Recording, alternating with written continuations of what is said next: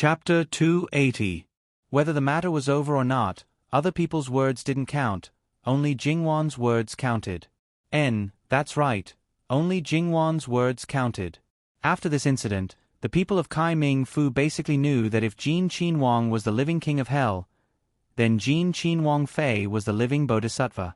Although the Furins later sat on the cold bench, it was indeed them who made things difficult for her. In order to plead for them, she and Jin Qinhuang almost had a gap. Therefore, from their mouths, Jin Qinhuang Fei was too kind-hearted, praising Jingwan wherever she went. Jingwan listened to the rumors outside and rubbed her ears. Oh, it seemed a little hot. Could she say that she really wasn't that good and that everything was calculated by them husband and wife? After hearing a few more words, Jingwan calmed down. Because she had a bit of friendship with the Furins of Kai Ming Fu, Jingwan agreed to the banquet. This was a banquet with friendship, not purely a welcoming banquet. Naturally, there was no need to care too much about whether the banquet was good or not. An ordinary banquet was good enough. As for whether Jin Qinhuang would nitpick in the end, that would depend on luck. If the luck was good, he might not say anything, at most he would just put down his chopsticks and not eat. If the luck was bad, perhaps it would become no good banquet. Of course, the meaning was purely literal. At this time, there probably wouldn't be anyone who couldn't figure out how to scheme against Li Hongyuan. Don't think about how the banquet would end up. For Jin Qinhuang to appear, they should thank the heavens and earth. It should be known that a dignified Qinhuang, when he went out to do errands, everything he ate and wore, he used his own things. What was the meaning of this? Those who knew, that was because Jin Qinhuang chose it himself, but those who didn't know, just thought that you were poor like this just because you were a city. Let's not talk about other things. If Lu Chengdi knew, he could issue an imperial edict to kill you. And those excellent evaluations in the past years, shouldn't they also be re-evaluated? Therefore, it was good that he attended. As for the consequences, they would work hard to seal it off and not let the news of what happened at the banquet spread. Even if it was embarrassing, only their own circle would know about it. Even if their rivals came to laugh at them, they had already suffered a setback at his hands. They were all fellow sufferers. If they could do it again and drag their political rivals along, it would not matter. Because of Jingwan's presence, this banquet was attended by the entire family. Naturally, anything that was too flattering would not appear. There could be dance music, but it had to be normal, the kind that even children could watch. The dancers could only be pure dancers. They could not be seductive or seductive. In the end, the dance had to be beautiful. It could be said that he had put in a lot of effort. One table and one table were used, which meant that two people could sit side by side. During the banquet, music and dance were enjoyed. Together with Li Hongyuan and Jingwan, there were only two cats left among the important members of the entourage. Shi Daran, the living map, and Yu Zhongqing, the great commander of the Imperial Guards. The two of them sat together. The former was Jingwan's living map. Jingwan was in Kai Ming Fu, so he naturally had to stay. He was an official with a rank, so it was natural for him to be present. The latter was Li Hongyuan's bodyguard, the kind that had to be followed at all times. In the entire Kai Ming Fu, there were only a few officials with a higher rank than him. There were many officials in office, not to mention their wives and children, even their parents were present. In this kind of setting, there were not many people present. Most of them were husband and wife sitting together. Behind them, there were a few more tables. The younger generation that was brought along was not an evil creature that stirred up trouble and would not do anything out of line.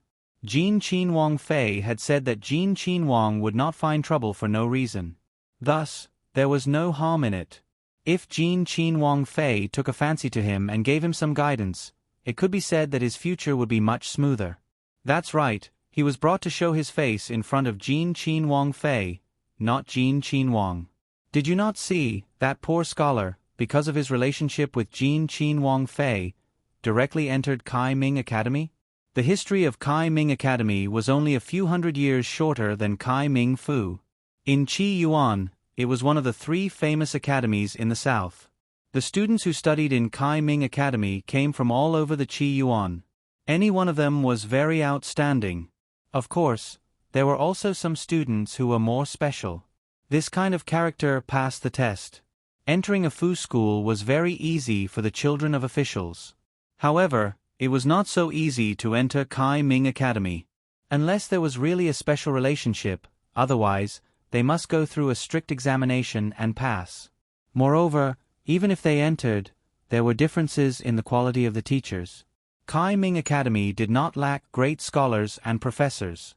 And Jing Wan was able to squeeze him in, which was also beyond everyone's expectations.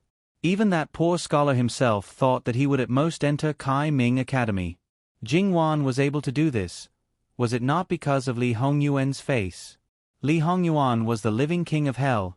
It was true that many people were afraid of him. However, in this world, there was also a kind of person who had a hard bone. Scholars had a lot of hard bones. And those old fellows who did not care about fame and wealth and only focused on educating people were often the hard bones of the hard bones. They could not be conquered by power and force. Therefore, it was said that the living king of hell with a bad reputation could not be chewed.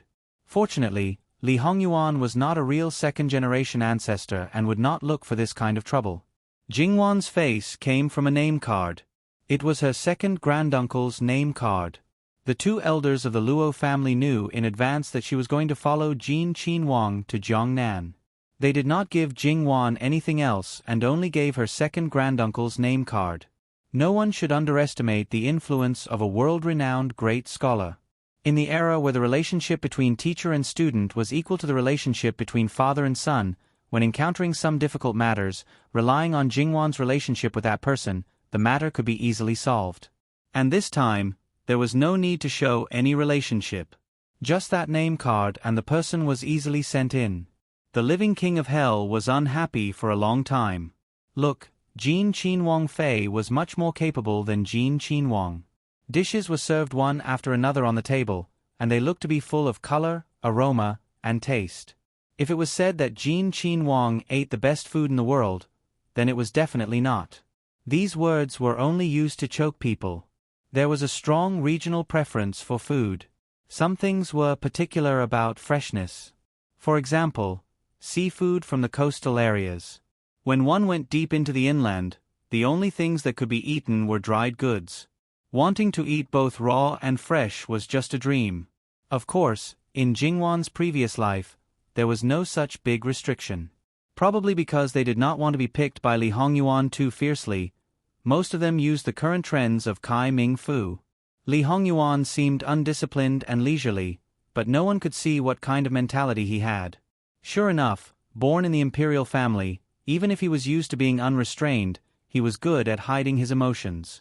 Therefore, these people who mingled in the officialdom, they tried their best to become people that outsiders could not see through, but they hated this kind of person the most. It was contradictory and natural. Speaking of which, Jingwan actually had some expectations for this banquet from the beginning. Kai Ming Fu had such a long history, it naturally had its own special dishes that were passed down. There might be other places, but there was always no authentic taste and there was not so much red tape. This kind of banquet, compared to the palace banquets, was much more comfortable. At least, there would definitely not be dishes that needed to be hot to taste good. When served, it would be cold. While enjoying the dance and music, they ate the delicious food. Li Hongyuan really did not move his chopsticks much. Perhaps that wine was to his liking, so he occasionally drank a little. However, Jingwan tasted every dish on the table. If she felt that the taste was not bad, she would use the serving chopsticks to pick up some for Li Hongyuan. If it was to his liking, she would pick up more. At first, Li Hongyuan looked at her, as if he had doubts. But when he saw Jingwan's smiling face, he did not say anything and silently ate. After that, whatever Jingwan picked up, he would eat, however much she picked up. In any case, she did not see him take the initiative to reach his chopsticks for the dishes. Jingwan was also very patient in feeding him. The people below all saw it. Therefore, there was no need to ponder over Jin Qinhuang's preferences. It was enough to know Jin Qinhuang's preferences. Because of the limited space on the table, there were at most 4 dishes at a time. But in reality, there were at least dozens of dishes. Therefore, it was considered a small banquet. Generally, they would only eat one bite. If they ate 2 more bites, it would basically be considered as liking it.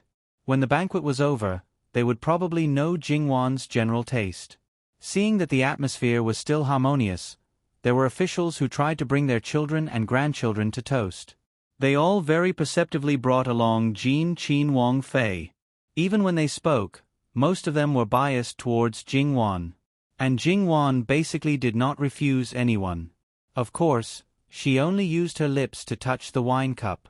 There was no reproach. Like this, gradually, Jingwan became the most important and Li Hongyuan became a side dish. Perhaps everything was natural and no one felt that it was wrong. Now that the situation had turned out like this, Jingwan was also helpless. It wasn't that Jingwan didn't remind him, but this bastard not only didn't want to take it, he even calmly looked at her as a joke. There were also women who brought their own daughters up. Perhaps they had been warned before coming up. When they were toasting, their eyes did not even glance at Li Hongyuan. It was also not a tiring matter and everyone had a sense of propriety. Thus, Jingwan was not stingy and praised the girls who came up. When there was no one else, Li Hongyuan suddenly leaned close to Jingwan and whispered in her ear with a chuckle, "Seeing that Wan is so skillful in these matters, sure enough, you are born to be my wife." Jingwan covered it up and secretly pinched him. Even if she was born to eat this bowl of rice, her choice would not only be him. Okay. This face. Li Hongyuan felt pain, but his face did not show it. He held Jingwan's hand and gently squeezed it before letting go as if nothing had happened. Speaking of which, because Li Hongyuan's appearance was too eye-catching, even if the decorations on his clothes were low-key, it could not hide his luxurious appearance. From the moment he appeared, it was unknown how many girls had secretly looked at him. Originally, it was better if he did not smile, but when he smiled, the lethality was too great. It was to the extent that there were 2 or 3 girls who dropped their chopsticks. When they came back to their senses, they blushed with embarrassment and hurriedly covered it up, fearing that the 2 people at the top would see. As the Furins who had seen Li Hongyuan before, they had already expected that their daughters would have such a reaction. This could not be blamed on these girls who had just awakened to love. Even they, who were already married, when they first saw his gentle smile towards Jin Qin Wang Fei, they were somewhat absent-minded and looked reproachfully at their daughters who were lacking in manners. The previous exhortations were in vain and this made them feel very helpless.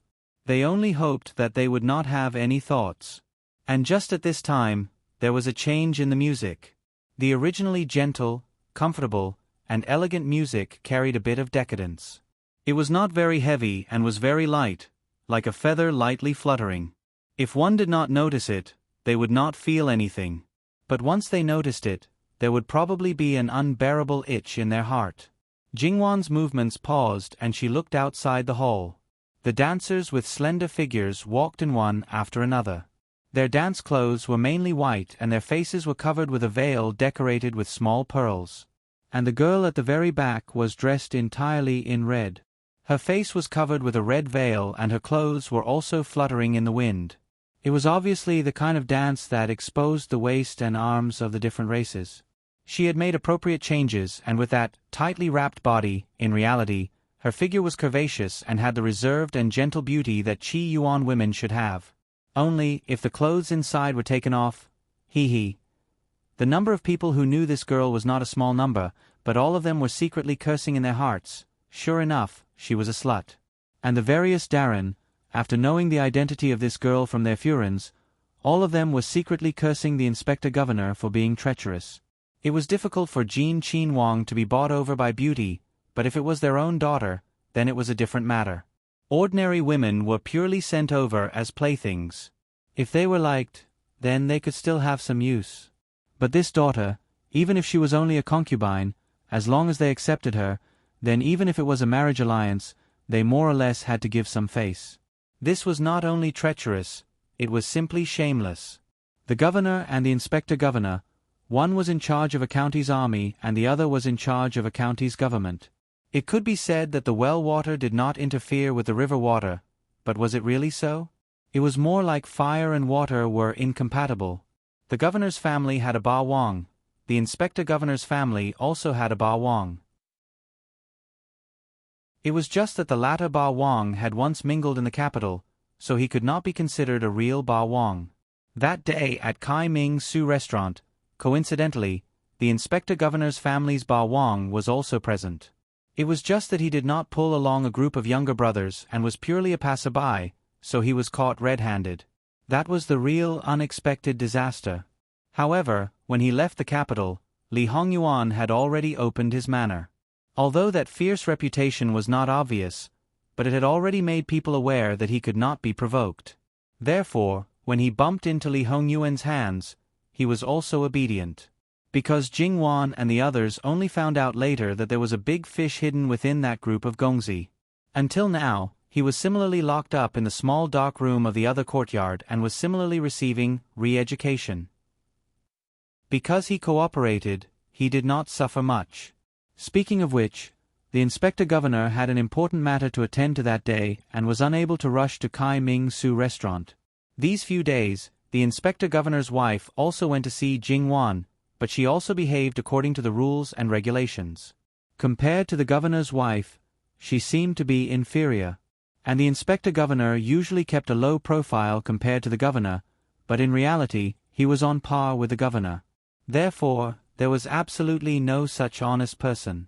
In reality, the inspector governor's wife's complexion was not very good. She was already over 50 years old and did not have any children when she was old.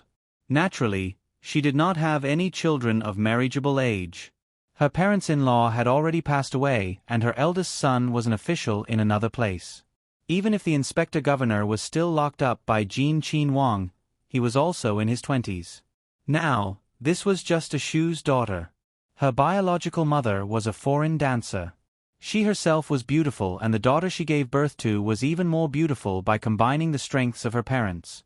Even though the inspector governor would not go so far as to favor the concubine and neglect the wife, but towards this pair of mother and daughter, he was somewhat fond of them. He was also attentive towards the upbringing of this Shu's daughter, who would not be able to see that it was for the sake of a marriage alliance. She was obviously a Shu's daughter, but outside, she carried the style of a Di's daughter. In addition to that appearance, she was probably the first in the entire Kai Ming Fu. Therefore, there were basically no other women from other official families who liked her. This time, Jin Qin Wang was the imperial envoy and could not deny the fact that he had no power or influence. The inspector governor's wife really could not understand. How could a Shu's daughter who was carefully trained for a marriage alliance be pushed out at this time, and on this kind of occasion? It was simply shameless. When the inspector governor's wife looked at Jing Wan, there was some apology in her eyes. She could feel that she and Jin Qin Wang had deep feelings for each other. Because of a little slut, the husband and wife fell out. However, after discovering Jing Wan's expression, not only her, even the madam was somewhat surprised. Because not only was Jing Wan not angry, she was also quite interested. It was as if she was completely unaware of the intentions of the dancer. In contrast, Jin Qin Wang still had an indifferent expression. That feeling was simply as if their identities had been swapped. The corners of the woman's eyes were naturally raised. Her eyelashes were curled and raised as if she was wearing false eyelashes. Her pupils were a little blue and looked very attractive. There was no deliberate seductive action, but it always tickled the heart. Even if she was someone else's wife, the other women who were also wives would not like her. Explicit seduction, that was debauchery. Seductive seduction, that was an artistic conception. It was a pity that the artistic conception did not have an artistic conception. The artistic conception did not have an artistic conception. The artistic conception did not have an artistic conception. Li Hongyuan leaned close to Jing Wan, shoulder to shoulder. In a place where the people below could not see, he gently kneaded Jing Wan's back. It was a very sensitive place. Jing Wan's waist almost went soft. Fortunately, she held it in, otherwise she would definitely make a fool of herself.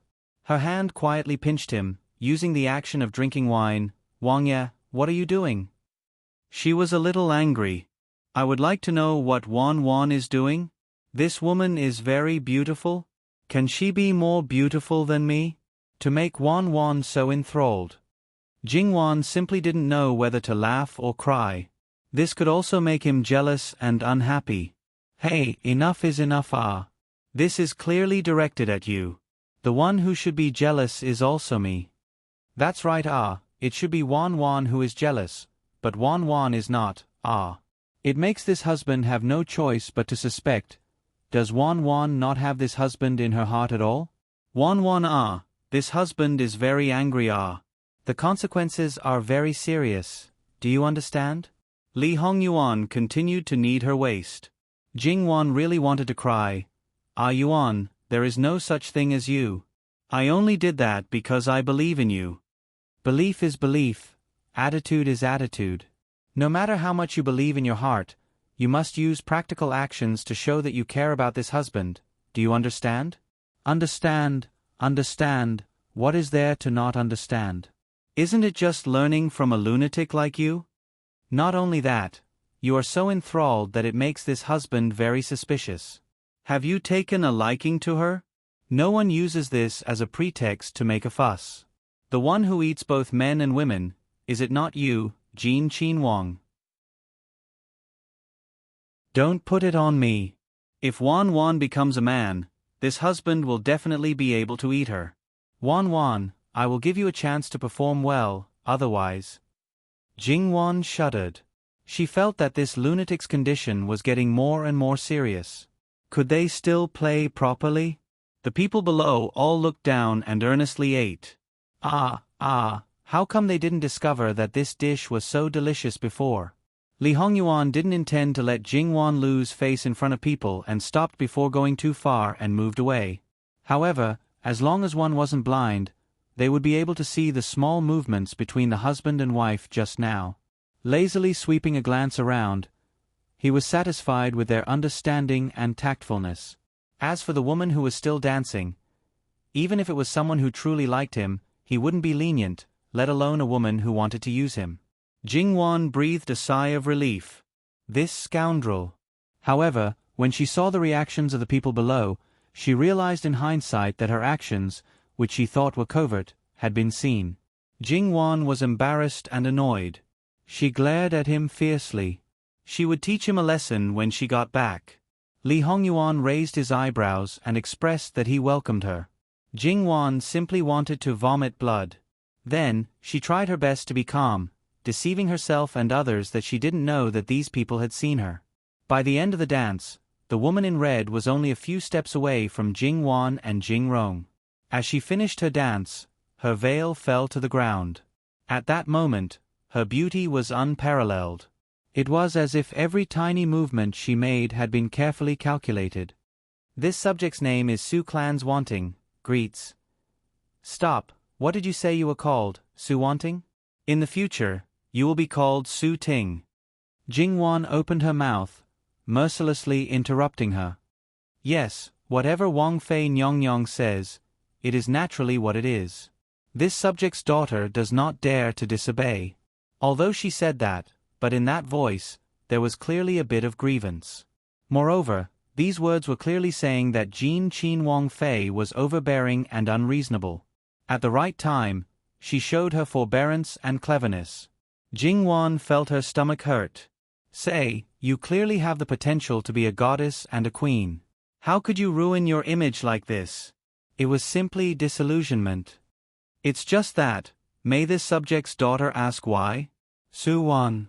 Su Ting's lips lightly pursed as she asked. Why?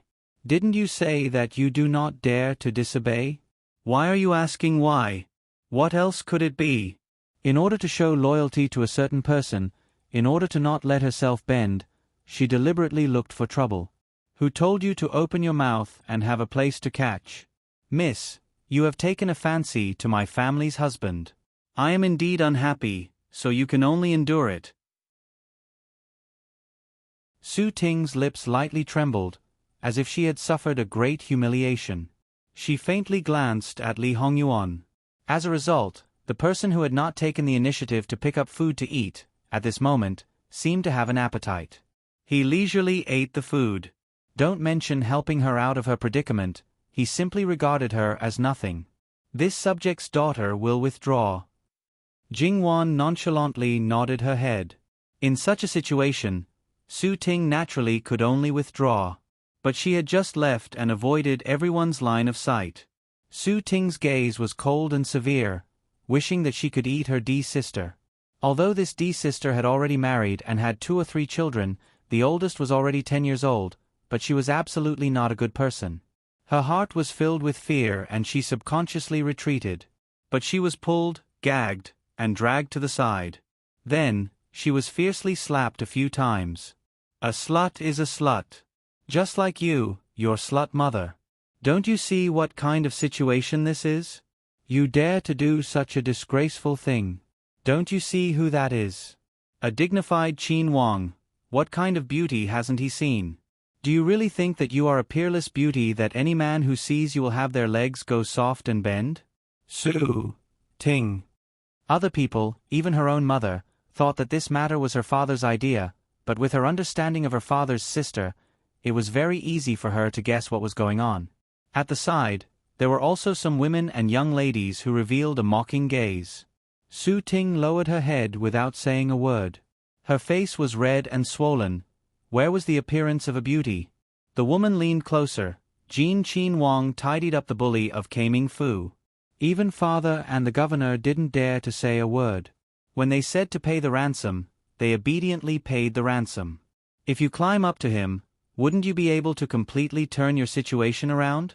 Those who bullied you can be completely trampled under your feet. I, as your D-sister, will bear the brunt of it? In any case, you'll be sent out as a plaything. Rather than someone who might be old and ugly, it's better to follow Jin Qin Wang, this kind of handsome and powerful person. If you really climb up to him, that's your ability. If you want to trample on me, I'll admit it. Unfortunately, you didn't manage to climb up. Su Ting, I know you haven't given up. In your opinion, Jin Qin Wang not paying attention to you is giving face to Jin Qin Wang Fei. If he accepts you in public, his reputation won't be good. Wait until it's private and find him again, you'll definitely be able to get what you want, right? Su Ting suddenly raised her head and stared at her D-sister. That gaze was filled with unconcealable hatred. The woman patted her red and swollen face. Other than looking at me like this, what else can you do? If you were lying at Jin Qin Wang Fei's feet just now, you could really do something. That little bit of scheming in your stomach, you can only pretend for others to see. If you want to continue to climb up, there's no problem. I also wish you success. But, if you implicate the family and offend Jin Qin Wang Fei, I'll skin you alive, then strangle that younger brother of yours to death. I'll strip your good yin yang and hang her clothes on the city wall. Su Ting's entire body trembled, but she really couldn't do anything. The thing that hurt her the most was that her father had already given himself to a close friend. It was her yin yang who accidentally found out about it. Now, everyone was still kept in the dark, just because the other party was the #1 salt merchant in Zhongnan's 4 counties and 28 prefectures. According to her yin yang, that person was a big-bellied fatty. On the surface, he smiled like a Maitreya Buddha, but in reality, he was vicious and merciless. Especially in the bedroom, he had a special eccentricity. The number of women who died in his bed was countless. That father of hers who seemed to treat her extremely well, for the sake of money, wanted to give her to such a person. Moreover, because he was a second-rank official, how could he openly do such a despicable thing? When the time came, he would definitely let her fake her death. Like this, she wouldn't even have a proper identity. She was just a plaything that could be exchanged for money, a one-off transaction. If she died, there wouldn't even be a handful of soil left. If not, why would she take the risk out of desperation? Everyone said that Jin Qin Wang Fei was benevolent and kind. In reality, wasn't her true colors completely exposed? Vicious, jealous, and used to putting on an act. Such a person, what qualifications did she have to stand beside Jin Qin Wang, that kind of man who was as handsome as a god? If it was her. So what if she guessed that she wouldn't give up? She indeed wouldn't give up. She was the most beautiful woman in Kai Ming Fu. Her talent didn't lose to any of the noble ladies. How many gongzi of Kai Ming Fu had fallen head over heels for her? Moreover, her skill in serving men. Any man who was served by her once would never be able to leave her again. So what if Jin Qin Wang had seen countless beauties? He similarly couldn't refuse her. Su Ting clenched her fists so tightly that her palms bled. She didn't know if she was using this method to comfort herself or if she really had this self-confidence. But one thing was certain, she absolutely didn't want to be sent out like this, absolutely didn't. Speaking of which, all the Furins were also surprised by Jingwan's attitude. The last time they saw her like this was when Ru Furin who had chased away the political envoy. Should they say that this Wang Fei Nyang actually had a clear personality of love and hate? If she didn't like something, she would never wrong herself? This kind of personality was actually enviable. However, not many people had the courage to become a person like her. Moreover, for her to be like this now, it was probably because of Jin Qin Wang's love and indulgence. If there was a day when this love was completely gone, then how would she deal with it? Jing Wan expressed that she was suffering in her heart right now, but she had no place to express it. She had already bluntly and straightforwardly sent the person away, but this one was still not satisfied and disliked that her wrist was too soft. With one look, she knew that this problem simply couldn't be solved. Jing Wan only felt that she was wronged. Jing Wan was harassed in various ways by the living king of hell, so she could only, angrily, end the banquet early. She also expressed that in the next few days, she wanted to take a stroll around Kai Ming Prefecture City and temporarily wouldn't receive the Furins. She also hoped that she could play around quietly. Although she didn't show it on her face, but everyone still felt that Su Ting had indeed angered her. But they didn't expect that even they had disappeared. The banquet was held in the governor's residence. The main characters had already left, so the others naturally wouldn't continue to stay. Only when they saw the governor outside, they put on a fake smile and praised him for his good methods. The governor was very good at maintaining his composure, smiling pleasantly as he entertained them.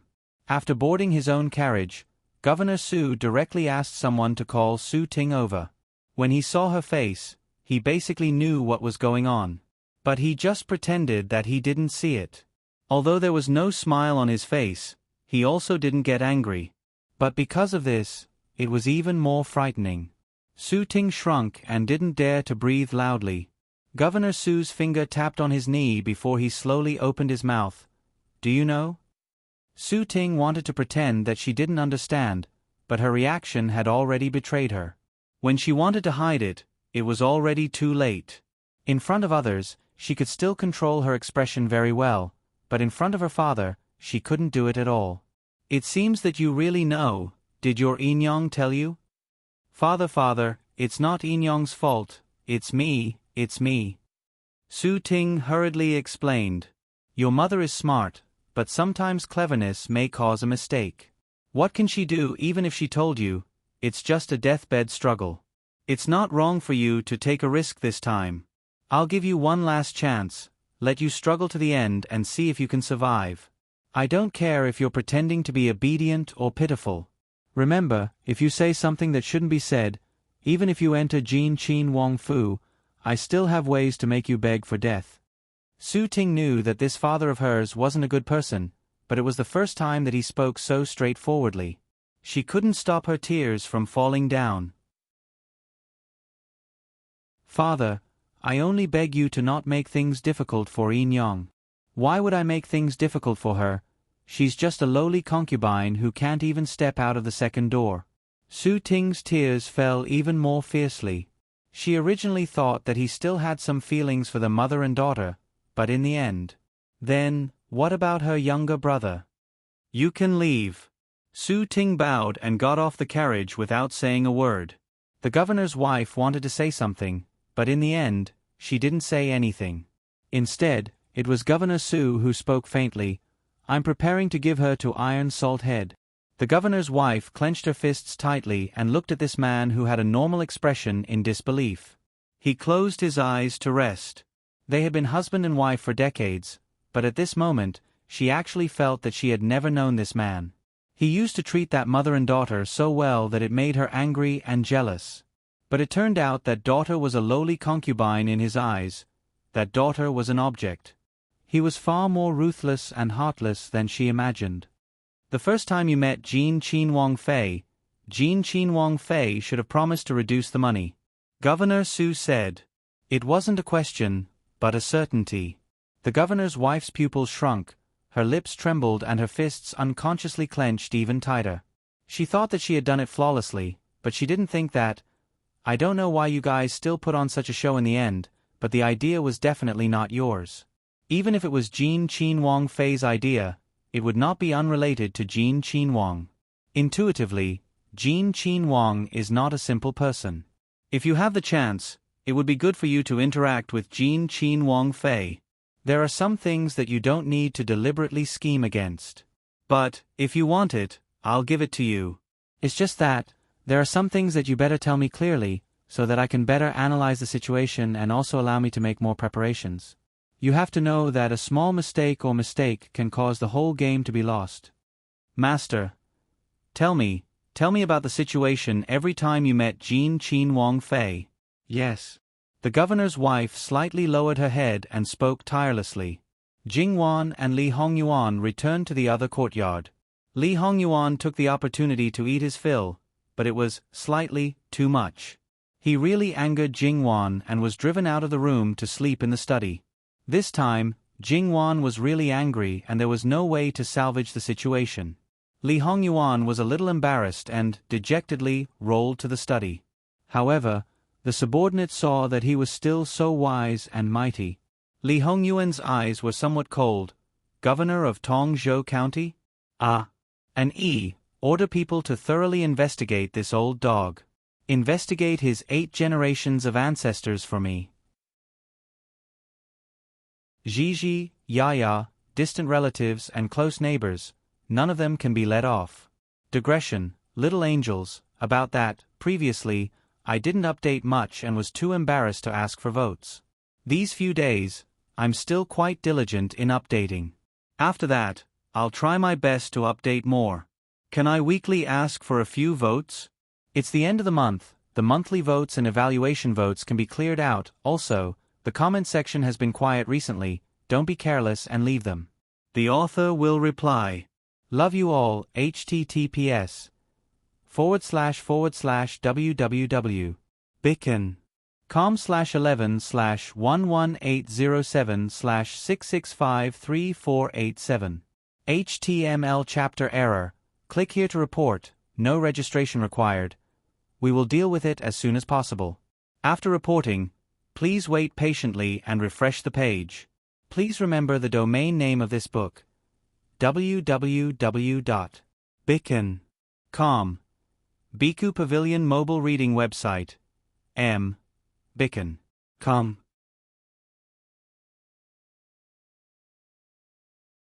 Chapter 281. Ever since Li Hongyuan returned to the age of 10 and started all over again, the general situation was within his grasp. Even if there were too many changes due to Wanwan's matters and he slightly lost control in the middle, under the circumstances where he was not fully prepared, he almost started a coup d'état in advance, causing Chiyuan to fall into internal strife. However, Wanwan's stroke of genius, in a situation where she was unaware, strangled this turmoil. Other than that, even if there were changes in people or things, it was all within his expectations. Li Hongyuan was confident, but he was not conceited. After changing many things, he had long realized that everything, in the past, could at most be used as a reference and could not be completely relied on. Moreover, it had been too long, and many things were blurred in his memory. However, if he had met someone like Governor Su of Tongzhou County, it was impossible for him to not have any impression at all. His memory would be blurred because it was not important. Some things would remain fresh in his memory even after hundreds or thousands of years, let alone decades. Governor Su, this old dog, either suddenly fell ill or passed away in an accident, or there was something wrong with his identity, so that he had no chance to meet him. Just like how Governor Su felt that Li Hongyuan was not ordinary, Li Hongyuan also felt that he was not ordinary. Although this feeling was very weak, because Jingwan was by his side, he was particularly concerned about his safety. Even the slightest bit of abnormality would alert him. If he was alone, he would most likely ignore it. In this way, it could not be said that Li Hongyuan's level was not as high as Governor Su's. It was just that he was facing a group of people alone. The group of people only needed to pay attention to him, but he had to filter out the one with the most potential from the group of people. If he really filtered them one by one, it was absolutely possible to find the one with the most potential. However, according to his laziness, was it possible? If he caught Governor Su with a fleeting glance, then he could only blame it on his bad luck. Or was it because he raised a good daughter? After that, only Eunuch Mu, who had been serving him, and Yu Zhongqing were left in the study. You can send some messages to the one on the throne appropriately. I don't think I need to teach you the specifics. Yes. Yu Zhongqing found the way Li Hongyuan addressed Lu Chengdi a little strange. Just from the way he addressed Lu Chengdi, he knew that there was something wrong between the father and son. Maybe it was one-sided, or maybe it was not. As the commander of the Imperial Guards, Li Hongyuan appeared by Lu Chengdi's side almost every day. Therefore, he knew in detail that there were a few days every year when Lu Chengdi acted strangely. As for the reason, only a few people knew about it because it was a taboo and they dared not talk about it. However, from Lu Chengdi's mutterings, Yu Zhongqing roughly guessed that it had something to do with the prince's birth mother. However, it was best not to be curious about the master's affairs. After sending them away, Li Hongyuan felt a little sleepless. Sure enough, this habit was terrible. In the past, even if he slept lightly at night, he would still be able to fall asleep. But now, speaking of which, was it too late to go back and apologize? However, since Wan Wan was so angry, it was very likely that he would be refused the door when he went back. Li Hongyuan used to deal with things efficiently, but now he was unusually slow. He regarded those complicated letters from Rongchang as lessons that needed to be read word by word and memorized. But after reading for a long time, he couldn't remove the useful ones. No matter how he looked at them, he felt disgusted. So, he threw them into the brazier and rubbed his eyebrows. Eunuch Mu changed a cup of weak tea for him. Master, just now the princess's nanny said that the princess couldn't fall asleep, tossing and turning in bed. Li Hongyuan was refreshed. He didn't think so much and directly got up and went back to his room. Before, when he had to deal with something, he either stayed with Jingwan or waited for her to fall asleep before he got up. He didn't come out for a long time, so he didn't know that she couldn't fall asleep without him. Li Hongyuan gently knocked on the door and then said all kinds of lowly and mushy words. He was extremely shameless. Even the maids who were afraid of him couldn't help but cover their mouths and giggle at this time. In fact, when the prince faced the princess, he was not afraid at all. Jingwan opened the door with a dark face and dragged him in. Why did you knock? The door is not locked. Even if it is locked and you want to come in, how can it trap you?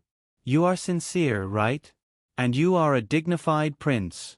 Don't you feel ashamed in front of a group of servants? As long as I can coax my wife back, what is face?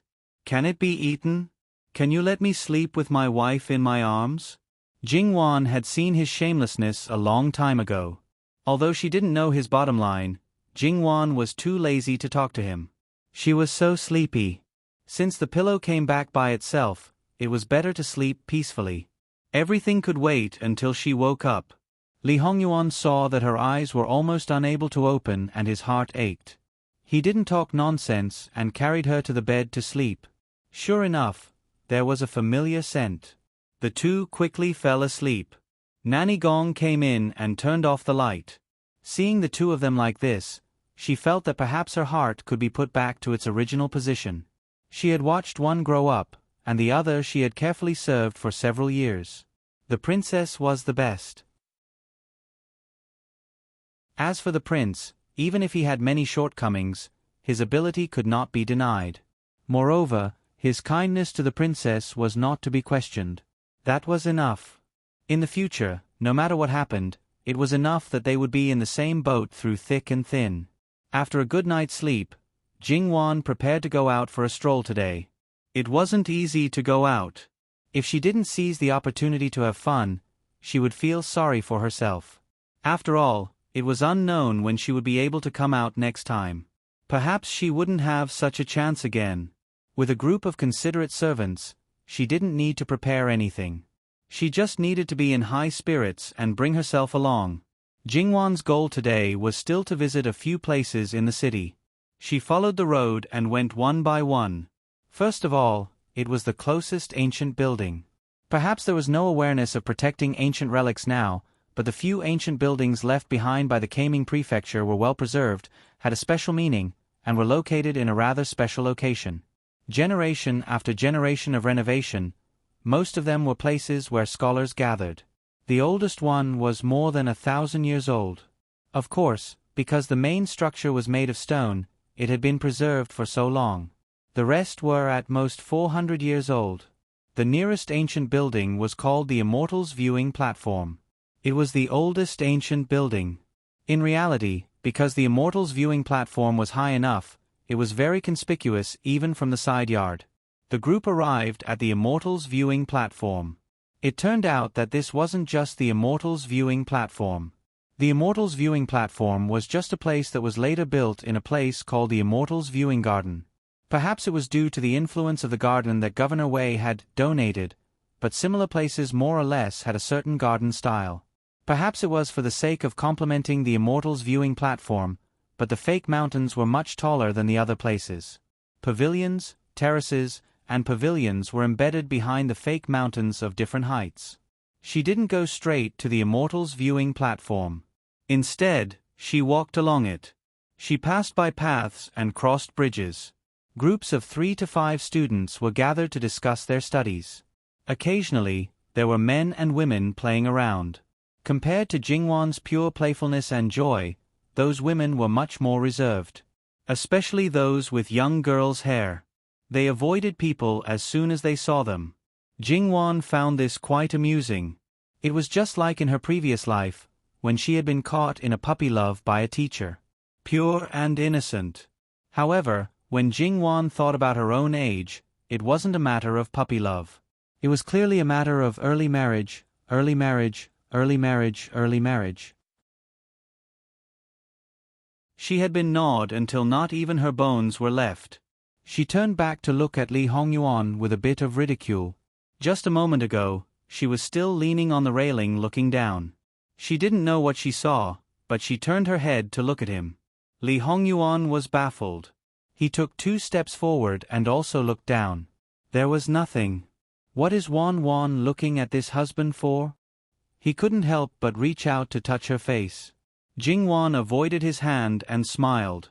She teased in a low voice, "My family's husband is handsome With such good looks, it's natural to look at him from time to time. It's very pleasing to the eyes." Although whenever there was no need, Shi Daran and Yu Zhongqing would consciously stay away from them, and Jingwan could be considered to be used to their existence. However, she couldn't be too insolent. What kind of person was Jin Qin Wang? Even after being teased by his own wife, he was still so calm. Then do you want to find a place for Wan to look at him alone? That's not necessary. If you keep looking, you'll get tired. It's called aesthetic fatigue. It's better to keep a distance and maintain the freshness. Wan's meaning is to keep a distance from this husband. Li Hongyuan said with a shallow smile. Jingwan quivered. No, I definitely don't mean that. She hastily denied. Then Wan's meaning is, I'm talking about other people. Who is my family's husband?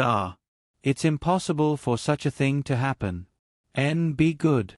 Li Hongyuan smoothed her hair and kissed her forehead. Jingwan's heart was filled with tears. Looking back, she saw the other 2 girls with their heads down and their faces flushed red. Obviously, they had seen what happened just now. Jingwan's skin was relatively thick. Although she may never reach a certain person's level, but now, this kind of immoral matter would never make her blush. She even nodded to the 2 girls and walked past them. No one was more satisfied with Jingwan's behavior than Li Hongyuan. If possible, he didn't mind letting the world see him and Jingwan being intimate. From the moment they entered Wangxian Yuan, there was a pair of eyes sneakily staring at them. Jingwan was having so much fun that she didn't notice, but the number of people who noticed was not small. It was just that no one paid attention to her. She was just a clown jumping around. Finally, they stood at the foot of the Immortals viewing platform. Jingwan looked at it. It was more than a dozen stories high. Overall, 3 sides of the wall were vertical, while one side was slanted. The ladder didn't go up from the slanted side directly, but went up layer by layer from the edge. Just climbing up would take a lot of time. Jingwan looked at the stone tablet in the corner. It described the origin of the Immortals viewing platform. Actually, from the name, one could roughly guess what it was originally used for. It was just that the one who did this was not some emperor, but a famous scholar. Because refining immortality pills was a common practice, from top to bottom, anyone with a bit of status would have a bunch of random people at home. And after that, that scholar had been criticized by others. Many of his things were even boycotted, but he was too famous and had too many disciples. In the end, the matter was left unsettled, and the Immortals viewing platform was preserved. At the same time, the living geomancy map explained to Jingwan in more detail, and even told her some thought-provoking stories. When it was about time. Wan, you can go up first. I'll go change first, Li Hongyuan said. Jingwan nodded. Then, she lifted her feet and walked up step by step. Every step was a view of the scenery. But when she turned around, Li Hongyuan waved his hand a few steps away, and had someone bring over the person who had followed them. He didn't need to say anything. The person kneeling on the ground took the initiative to remove the mask that covered only her eyes. She looked at Li Hongyuan with teary eyes. Your Highness. The swollen face from yesterday's beating was almost unnoticeable. Who knew how much effort had been put into it?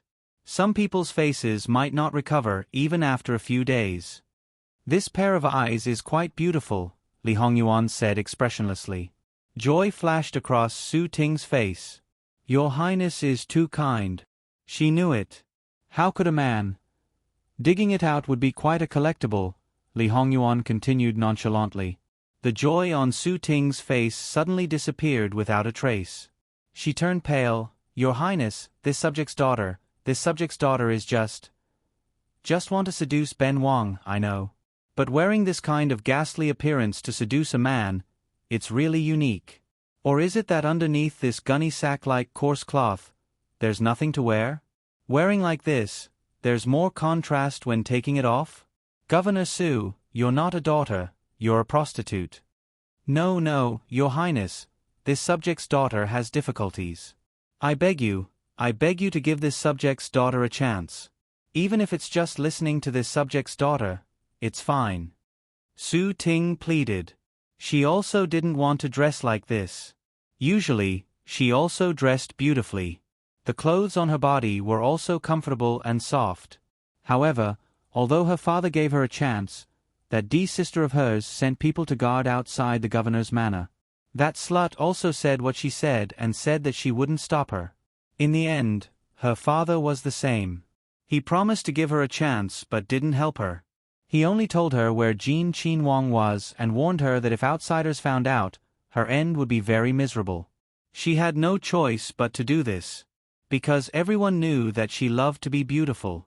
Dressing like this, even if she stood in front of them, they wouldn't be able to recognize her. Ben Wang is not interested. Li Hongyuan did not hesitate to beat him to the bottom. Your Highness. Teardrops rolled down, incomparably sorrowful. I beg you. Her voice was like crying blood. Teske, seeing that you're so pitiful, you should go and find the princess consort. If she nods, this prince will let you stay. After all, the princess consort is a woman of rules. She has always abhorred people who come from shady backgrounds. If you really sleep with this prince, believe this prince, she will tie you up and parade you through the streets. Then, she will throw you back to the Su family. But you better move quickly. When Ben Wang comes back, you're still pestering Wang Fei. Ben Wang doesn't mind throwing you to the military brothel at the border. With your face, you must be very popular. Finished speaking, Li Hongyuan's left hand brushed across his right sleeve and leisurely walked away. Su Ting's eyes were somewhat sluggish. She didn't know if she really wanted to do this. Jin Qinhuang was obviously not a good person. Should she hope that Jin Qinhuang was really kind? But what could she do? The place where she was originally full of confidence hit a wall. She originally thought that without Jin Qinhuang, she could easily take down Jin Qinhuang. In the end, it wasn't the case. Looking at the immortal viewing platform, she stood up from the ground. Even if she might be humiliated, she still had to go. No matter how bad it was, could it be worse than being given to that person? Su Ting quickly went up the immortal's viewing platform. Logically speaking, one should be admiring the scenery and climbing the stairs at the same time. Her speed couldn't be that fast. However, after Jingwan reached the first level, she suddenly had the idea of admiring the scenery from above. Thus, Su Ting was in a tragedy. She used all her strength to climb up, but she still couldn't see Jingwan's figure. Su Ting gasped for breath, her face flushed red and dripping with sweat. Her feet felt like they were filled with lead. If she wasn't certain that Jingwan had gone up, and that there was only one path on the entire Immortals viewing platform without any rooms or the like, she would have thought that she missed it. How could a pampered Qin Wang Fei walk so fast? Jingwan was originally not the same as the average woman, and the people around her were influenced by her. Each and every one of them had good physical strength, not to mention the bodyguards.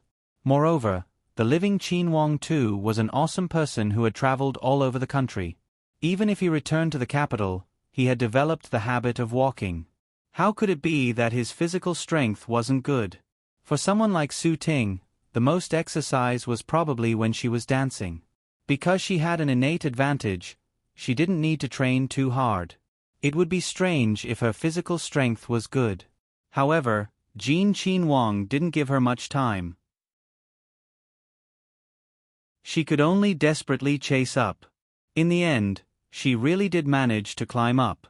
When she saw Jingwan was calmly standing on the top floor enjoying the breeze, while she was panting like a dead dog. Facing Jingwan's astonished gaze, she was so ashamed that she wanted to die. Even so, she still tried her best to maintain her composure and slowly greet her. However, in reality, Su Ting was really in a sorry state right now. She was a beauty, but her clothes were terrible to look at. Her hair was disheveled, and because of her sweat, it was stuck to her face. In the eyes of men, perhaps Jingwan liked women, so perhaps it was a bit tempting. However, to Jingwan, who only liked men, like this, even a fairy couldn't be beautiful. Seeing her suffer so much, Jingwan couldn't help but soften. Even though she knew her intentions, she reluctantly gave her a chance to listen to what she had to say. Jingwan waved her hand, blocking Su Ting's people to let her pass. Speak, what do you want to say? Su Ting knelt down in front of Jingwan. Wang Fei Nyong is merciful, please save this subject's daughter. Don't flatter me. I'm not a bodhisattva. How can I be merciful? Don't talk nonsense. If you just want to say that you can't live anymore and beg me to take you in, you can be a servant or a maid. As long as I give you food, you are willing to repay me as an ox or a horse. You'd better not say that. If I really am soft-hearted and accept you, even if you only have the status of a servant, I'm afraid that you will hate me to death and will turn around to stab me in the back. If you want to say that you've taken a fancy to His Highness, and as long as you stay by his side, you can serve me wholeheartedly without fighting for anything, let me tell you, that's even more impossible. Jingwan was 100% sure that someone had already seen Su wanting. As for why she appeared in front of her, Jingwan didn't even need to think to know how bored he was to do such a thing. Wang Fei Nyong, this subject's daughter really can't live anymore. My father wants to marry me to a person who can be a grandfather as a concubine. Wang Fei Nyong doesn't know how disgusting that family is, so it's better to let me die. Begging Wang Fei Nyong to be merciful and save this subject's daughter. Yesterday, this subject's daughter didn't want to do anything to the prince, but because there was no other way, this subject's daughter did this. The one who married you to an old man as a concubine is your own father. He doesn't love you, so why do you think that an outsider will love you? He doesn't have a kind heart, so you ask an outsider to be kind? Why do you think that an outsider should have a kind heart? This way of thinking of yours really makes people feel that it's quite strange. Also, if you don't want to be an old man's concubine, you're willing to recommend yourself to a young and handsome man as a servant. That family is disgusting. Do you understand the situation of Jean Wangfu? What kind of logic was this? Su Ting bit her lips, as if she was speechless. After a moment, father raised me and married me to anyone, there shouldn't be any complaints, but it's really. It was as if it was extremely difficult to speak. Wang Fei Nyong, before you came to Kai Ming Fu, this subject's daughter was already in despair because no one could help this subject's daughter. If you're not willing to take this subject's daughter with you, as long as you take this subject's daughter away from the Su family, from Ming Fu, it'll be fine. From then on, you'll be a fugitive to the ends of the world. Jing Wan interrupted her with a sneer. With this face of yours, you want to be a fugitive to the ends of the world, don't you want to be a fugitive to the red light district? What you mean is that you'd rather serve 1,000 people than serve one person, right? Su Ting was choked by Jing Wan's words. At worst, I'll just scratch this face. Hee, then why not scratch it earlier? Without this face, will your father still give you away? It's fine to be a fugitive to the ends of the world, but it's also fine to be a monk, right? After being humiliated again and again, Su Ting was also angry. In the end, Wang Fei Nyong doesn't have any compassion. In the end, Wang Fei Nyong is just worried that someone prettier than you will snatch Wang Ye away. You're angry because you can't act pitiful and act pitiful? Do you think I'll be fooled by such a low-level provocation? Let's not talk about whether I have compassion or not, I'm just worried that Wang Ye will be snatched away. It's really wronged. If it's so easy to be snatched away, why would I care? It's not too late to leave now, otherwise, I'll ask someone to send you back to the governor's manor. Failing to do so, Su Ting's face changed again. Wang Fei Nyong, this subject's daughter really doesn't have any ulterior motives towards Wang Ye. Please help this subject's daughter. Even if you believe that this subject's daughter has ulterior motives, Wang Ye has countless concubines. So what if this subject's daughter is one more? This subject's daughter will always be on your side. No matter how many concubines he has, what does it have to do with you? Knowing that he's a wolf, yet you still led him into the room. Am I stupid, or do you think I'm that stupid?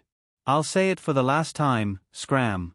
Otherwise, this Wang Fei will have to ask Governor Su for the crime of not teaching his daughter properly. Everyone says that Wang Fei Nyong is benevolent. You really should let people see the current you. Su Ting staggered to get up, looking like she had lost her soul. Since that's the case. Su Ting suddenly rushed towards the edge, but the direction she was heading towards was the most crowded. It's better to die. But when she threw herself at the guardrail, she tightly grabbed the guardrail, the edges of her fingernails bleeding. She probably didn't expect that not only was she not stopped, those few people avoided her like the plague. Su Ting looked below in a trance. Why was every step different from what she expected? Do you want to seek death? What are you doing lying on the edge? Once you lift your foot, you'll flip over. Going down from this height, you don't have to worry about not dying. Jin Qinhuang's tone was light, but his words were cruel.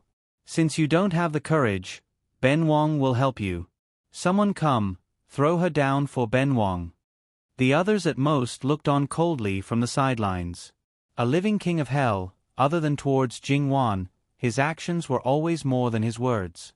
He had to have sympathy, to have compassion. If he hesitated, then he wasn't a living king of hell. The master gave the order. 2 guards stepped forward, one on the left and one on the right, grabbed her arms and pushed her upper body forward, about to push her down. Don't, Su Ting screamed in fright, pulling the sleeves of the guards. Wang Ye, this subject's daughter was wrong, spare my life, ah. She no longer cared about her image as she cried and screamed, almost collapsing. The people near the Immortals viewing platform all heard her voice and couldn't help but raise their heads. Some of them showed a dumbfounded expression, probably because they recognized her, or perhaps they weren't too sure. After all, those clothes. But what happened? Wang Ye. There seemed to be only one Wang Ye in Kaming Fu. What did she do to provoke Wang Ye to throw her down from such a high place? Some ambitious people started to stir. Under the circumstances where they didn't understand Li Hongyuan, they only knew that if they could gain the recognition of a Wang Ye, they might be able to rise to the top. But Su Ting's pleas for mercy were of no use. The guards didn't even pause in their actions. She was just a weak girl.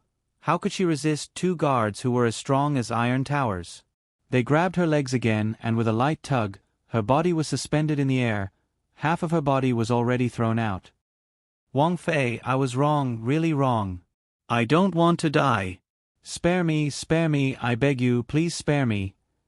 Seeing that she was about to fall in the nick of time. Forget it, Jingwan said mildly.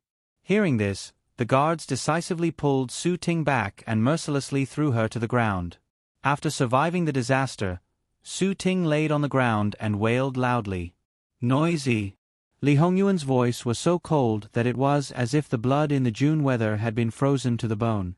Su Ting's voice stopped abruptly as if her neck was being choked. Scram! Su Ting didn't dare to stop at all.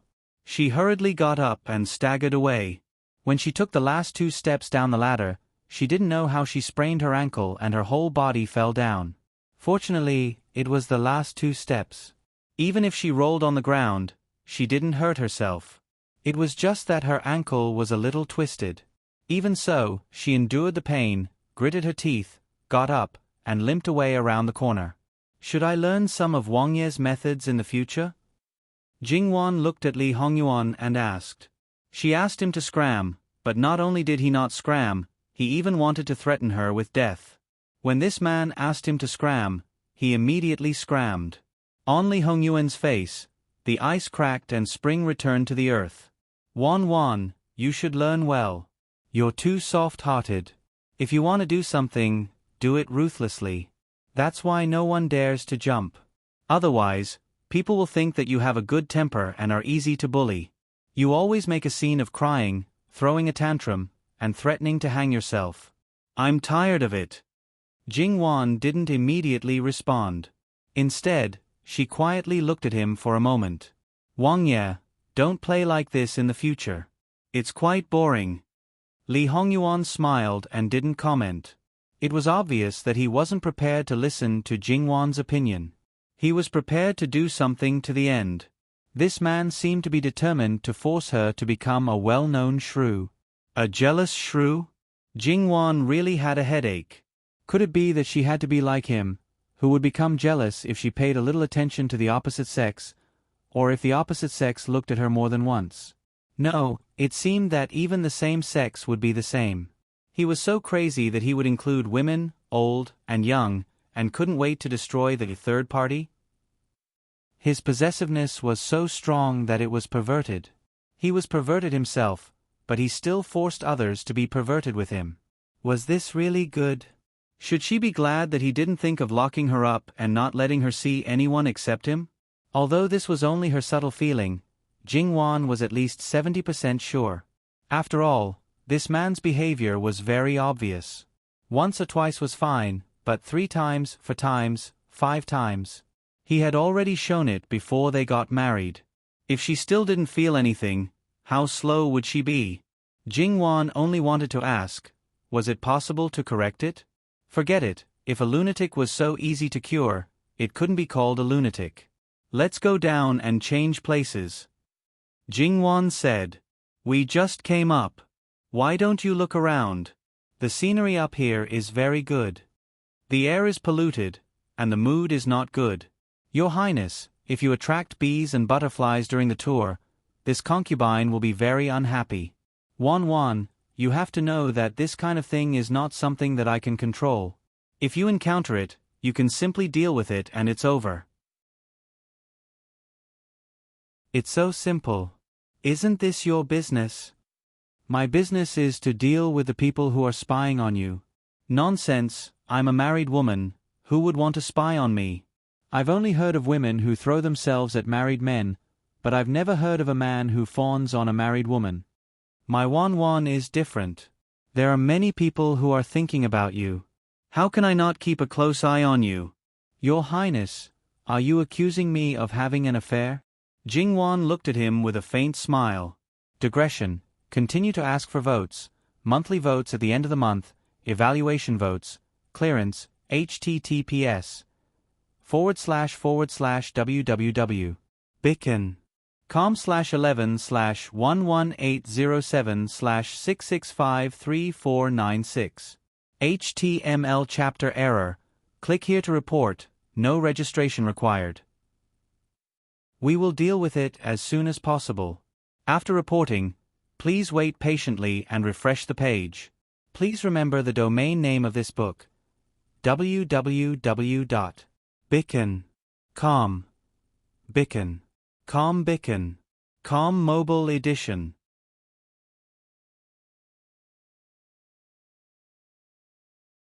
Chapter 282. Is Your Highness accusing me of having an affair? Jingwan looked at him with a smile that was not a smile. Everyone else was shocked by Jingwan's words. Even Mama Gong couldn't help but breathe heavily. Yu Zhongqing and Lord Shi, who were standing relatively far away, originally wouldn't look at Jingwan out of courtesy, but at this time, they couldn't help but look over. These words were really too bold. All right, it wasn't just bold. Everyone couldn't help but look at Li Hongyuan. The others' opinions weren't important, only his opinion was the most important. Compared to the others, Li Hongyuan's expression was very calm. Wan only had one reverse scale that couldn't be touched. She wanted her husband to be loyal, and she herself was also absolutely loyal. He still remembered, in his previous life, when he forced her to be unchaste, what kind of attitude she had when she was on the verge of death. He also remembered the heart-wrenching pain at that time. His breath caught, but he controlled it very well, and no one noticed. Because he understood, it really wasn't a problem. But without waiting for Li Hongyuan to answer, Jingwan continued, when a man has an affair, it's not called being unfaithful, it's called being dissolute. Of course, when a man gets involved with someone he shouldn't get involved with, it's called being a romantic affair and regarded as a beautiful story. When a woman has an affair, she's the first one to be punished. Even if a woman is really dissolute, under any circumstances, it's only half the fault. When a man can't control his belt, how can he be forcefully stripped by a woman? The most innocent is the woman who was forced.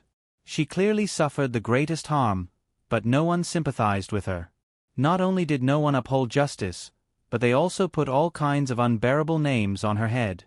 Even after death, she couldn't find peace. Speaking of which, this man was born with great difficulty. It's fine if he didn't help his mother when he did something despicable, but he also advised his mother to be more magnanimous and tolerant. Was this filial piety? And the so-called 3 obediences and 4 virtues, the so-called follow the sun when the husband dies. It's fine when there's no conflict, but when there's a conflict, is filial piety first? Or is it the sun first? It was a matter of course for men to have 3 wives and 4 concubines, but they required women to be loyal and faithful. When a woman overstepped her boundaries, she would say that a man was cuckolded. In my opinion, in this world, out of 1,000 women, at least 999 would be cuckolded. They were all humans, but why was there such a huge difference? It can't be helped.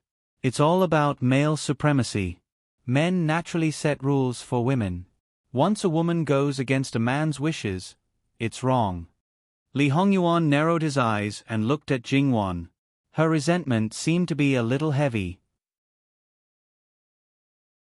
She smiled faintly and said, Wan, don't condemn everyone. Women's commandments, women's rules, these books were written by women. I don't deny that they're talented, but to write such things, they're simply out of their minds. It's fine if they want to use it to establish themselves, but they even wrote it to harm others. They want all women to be like them. This scourge has been going on for hundreds and thousands of years. Many women have suffered and been blamed because of them. When they reach the underworld, who knows how many vengeful spirits will want to tear them apart.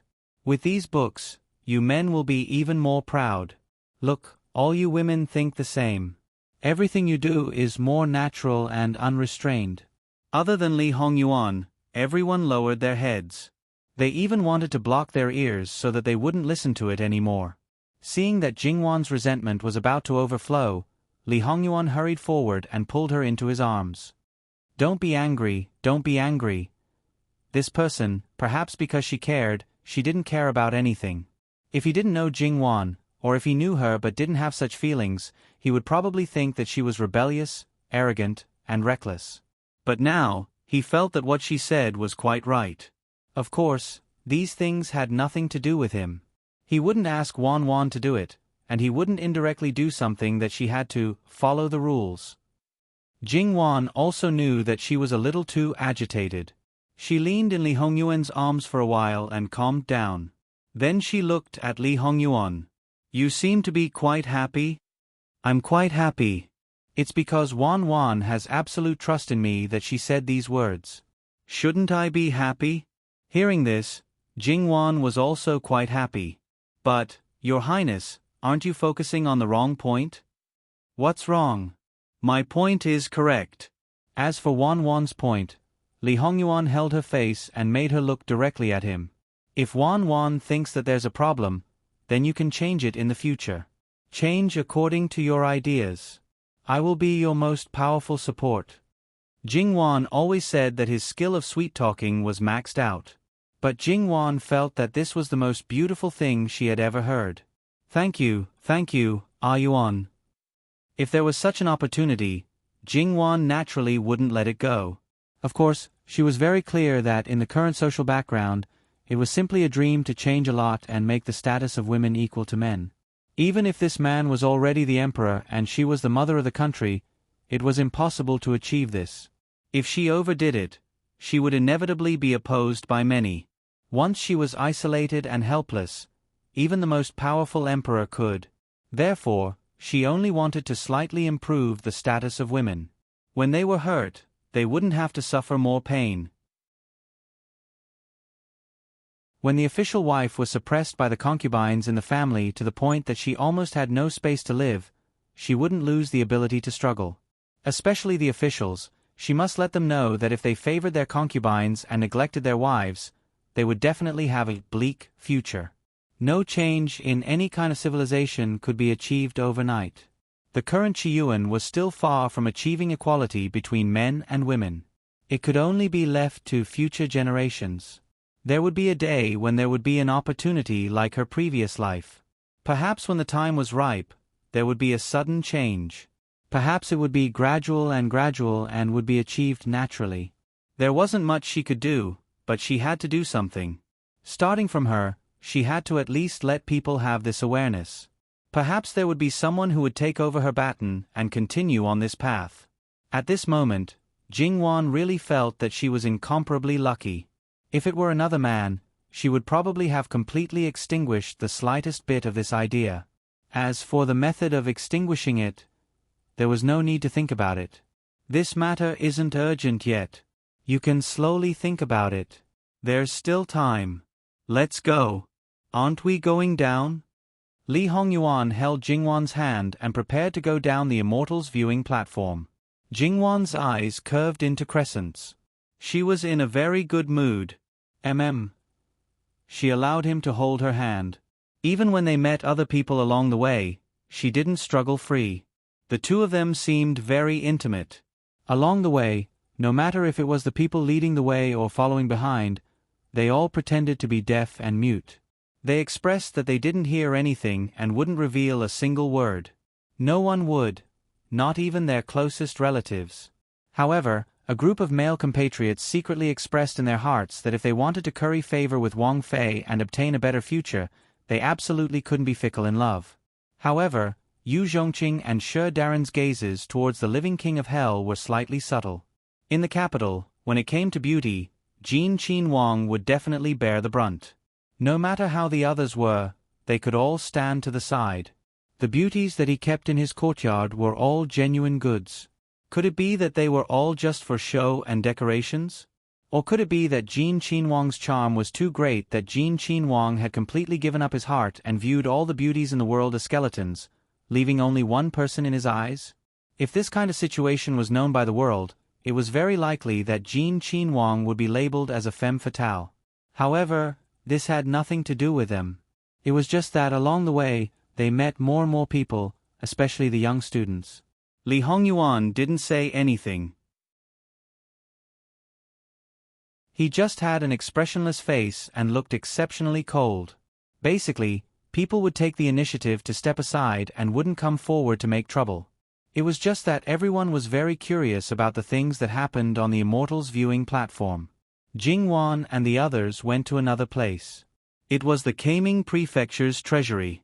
In reality, this treasury actually belonged to Kaming Academy. It was even a part of Kaming Academy. However, later on, a dean opened this treasury to the public and didn't want to disturb the daily studies of the students in the academy, so it was separated out. This Kaming treasury naturally didn't only contain the most detailed history of Kaming Prefecture. The collection of books inside was actually very rich. There were even some pornography. Of course, it was stored in a special area and generally couldn't be accessed. 90% of the books in the Kaming treasury were freely available to the students of Kaming Academy. The remaining 30% were freely available to the public. These books were placed in different buildings and the numerous buildings were distributed in the large garden. Because all the books, other than the students of Kaming Academy, other people couldn't be lent out. However, they could be copied inside. Therefore, there were a lot of people in this garden. No matter if it was reading or copying, it was like this almost every day. Jingwan and the others had quite a lot of people. It didn't seem appropriate for them to go in like a swarm of bees. Thus, they spread out outside. Since it was open to the public, then, other than those who were covered in dirt, basically everyone could enter. But even so, the people who came here were mostly scholars. The age range was very large and only a few women were mixed in. Looking around, it was basically quiet. Even if they interacted with each other, it was also whispered. The atmosphere looked very good. To be honest, Jingwan liked this place very much. Jingwan's goal was the history of Kaming Prefecture. As for the other books, as long as she wanted, she could naturally find anything. However, seeing this scene, Jingwan wasn't in a hurry. She was ready to look around. Along the way, she met some acquaintances. Although Jingwan said that she didn't want to be disturbed, when they met face to face, they greeted her. Jingwan smiled and nodded in response. On the other hand, Li Hongyuan stood beside Jingwan without saying a word. He seemed to be particularly cold. Although he was good-looking, his aura was scary. Naturally, not many people approached him. Jingwan smiled to herself. After walking around half a circle, Jingwan found a small problem. Most of the people here wore different kinds of clothes. There was a group of people who wore the same clothes. There weren't many people, but they occupied the best position in the entire garden. They were clearly separated from the others. She casually asked the others. It turned out that they were the students of Kaming Academy. After all, this was the territory of Kaming Academy. As the students of Kaming Academy, it seemed to be normal for them to be a little special. Moreover, they only occupied a slightly better place. However, these people seemed to have a kind of attitude of superiority. Looking at it carefully, it seemed to be understandable. After all, these people were outstanding students from all over the country. Moreover, they were generally young. The oldest was not more than 30 years old. It was normal for them to have a sense of superiority. Jingwan was about to pull Li Hongyuan away when she saw a familiar figure. He was also wearing the students' clothes of Kaming Academy. If it wasn't the poor scholar from Kaming Crispy Restaurant that day, who could it be? Later on, she found out that his surname was Wang, and his name was Junxing. It could be seen that he was entrusted with the hopes of his family. As the saying goes, clothes make the man. Most of the time it was true. Take this person for example. He looked much more energetic. Perhaps it was because he had obtained something that he didn't dare to think about before. His whole spirit was different. Therefore, it seemed particularly different. However, Jingwan found that Wang Zhenxing seemed to have been pushed aside by others. Although he was in the circle of Kaming Academy, but he was all alone in the corner. Generally speaking, when encountering this kind of thing, there might be a problem with his mentality. Looking carefully, very good, no problem. Jingwan's eyes were suddenly covered. She knew who it was. Towards his possessiveness, Jingwan didn't want to correct it. If he didn't want to look, then don't look. 3 other students suddenly came forward. The 2 people at the back were obviously led by the one who took a step forward. That person looked and knew that he was a superior existence in Kaming Academy. I heard that your luck was good. You met Jean Qin Wang Fei, who was indignant. She helped you and sent you to Kaming Academy? Wang Zhenxing obviously had some understanding. Although from his subtle expression, it could be seen that he was actually impatient from being disturbed. She got up and bowed. Indeed. It's not that Kaming Academy didn't have students who entered because of special circumstances, but all of them were recommended by professors or famous scholars. Their talent and learning might be slightly inferior, but their conduct was first class. Regardless of your conduct, you entered because of old Mr. Luo's name card. Who knows where this card came from? Are you questioning Wang Fei Nyongyong? Wang Zhenxing's brows were tightly knitted, appearing very unhappy. Even when he was disturbed just now, he wasn't like this. I'm not questioning anyone. It's just that it's easy for the imperial family to get a name card, but someone broke the rules of the academy. Very good. Jingwan also understood.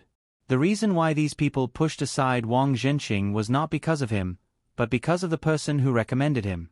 The person who recommended him broke the rules by force. Speaking of which, was her name card obtained by force? Was it considered breaking the rules? Moreover, Yuan, why do I feel that this person seems to have a big opinion about the imperial family? Jingwan said softly. There are many people who have opinions about the imperial family, especially in the south. Li Hongyuan said indifferently. Moreover, Li Hongyuan didn't control his volume. Everyone who should have heard it, including those who were originally watching the show, all looked over. Others might not recognize them, but Wang Zhenxing hurriedly came over to greet them. Greetings to your highness, Wang Fei. No need for formalities. Jingwan raised her hand. The atmosphere was naturally a little awkward when he said bad things about the person in question and was heard by the person in question. However, that person's face flashed with uneasiness. Perhaps he wanted to show off his righteousness. He even puffed out his chest, forgetting that he should come over to greet them. The others looked at each other and hurriedly came forward to greet them. They were noble and virtuous, but it didn't mean that they could look down on the imperial family. After all, most of them wanted to learn martial arts and sell it to the imperial family. No one was stupid enough to offend a prince. Thus, the atmosphere was a little strange. Li Hongyuan looked at him for a moment. Pei family? Huh? He laughed lightly, but it was obvious that he was ridiculing him. The other party's face immediately turned ugly. Perhaps it wasn't only because of Li Hongyuan's ridicule, but also because of some other discovery. Jingwan also found some clues from Li Hongyuan's words about the other party's identity. The other party seemed to look a little like her husband. If he was from the Pei family, it wouldn't be strange.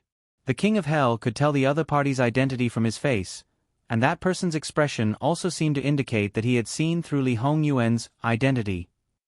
In this case, he might even be a member of the current Pei family. It wasn't impossible for him to be a cousin of Li Hongyuan. The Pei clan is noble and virtuous. They don't enter the imperial court, but they have quite a number of famous people.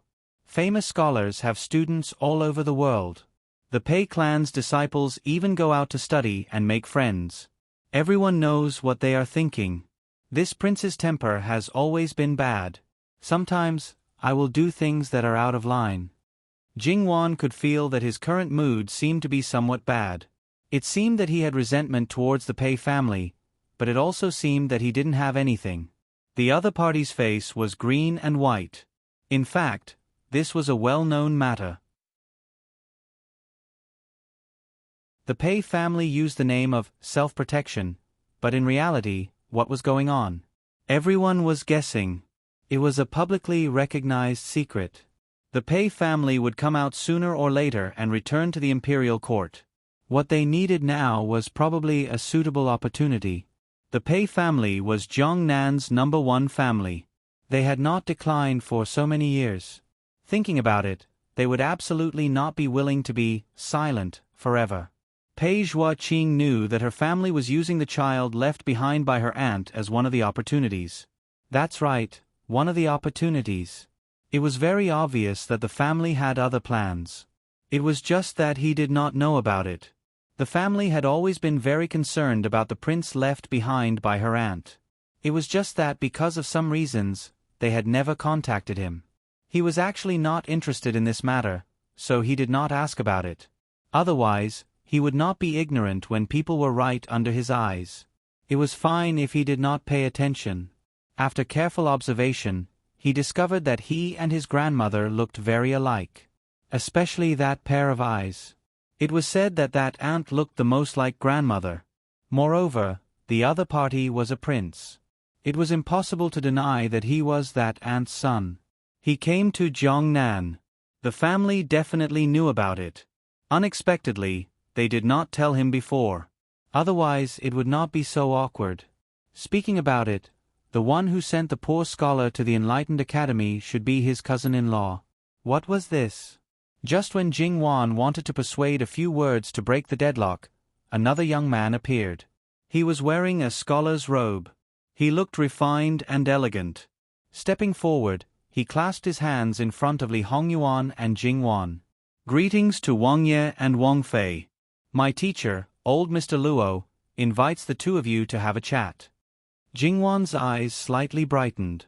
Granduncle, he is in the Enlightened Mansion?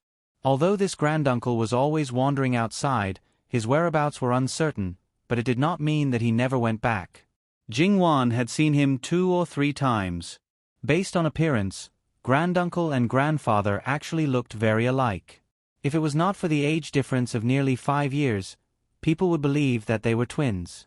Unexpectedly, they could meet at the Enlightened Mansion. It was really unexpected. Yes, teacher arrived at the Enlightened Mansion the day before yesterday. Hearing that someone used his name card to send someone to the Enlightened Academy, he asked in detail and learned that it was you, Wang Fei. Teacher said that he had not seen his family for a long time and missed them. But now that Wang Fei's status is high, he originally planned to wait for a day to reorganize before sending the name card. But just now, he heard that he saw Wang Fei here, so he ordered this student to invite you. I also have not seen granduncle for a long time. Now that I have met him, it is very good. Jingwan's words expressed her joy. Wang Ye, since he is Wang Fei's granduncle, naturally I should meet him. Let's go. Li Hongyuan nodded. Everyone knew that old Mr. Luo had no wife or children and was closest to an older brother. This older brother was previously the Minister of Rights and was currently the Minister of Appointments.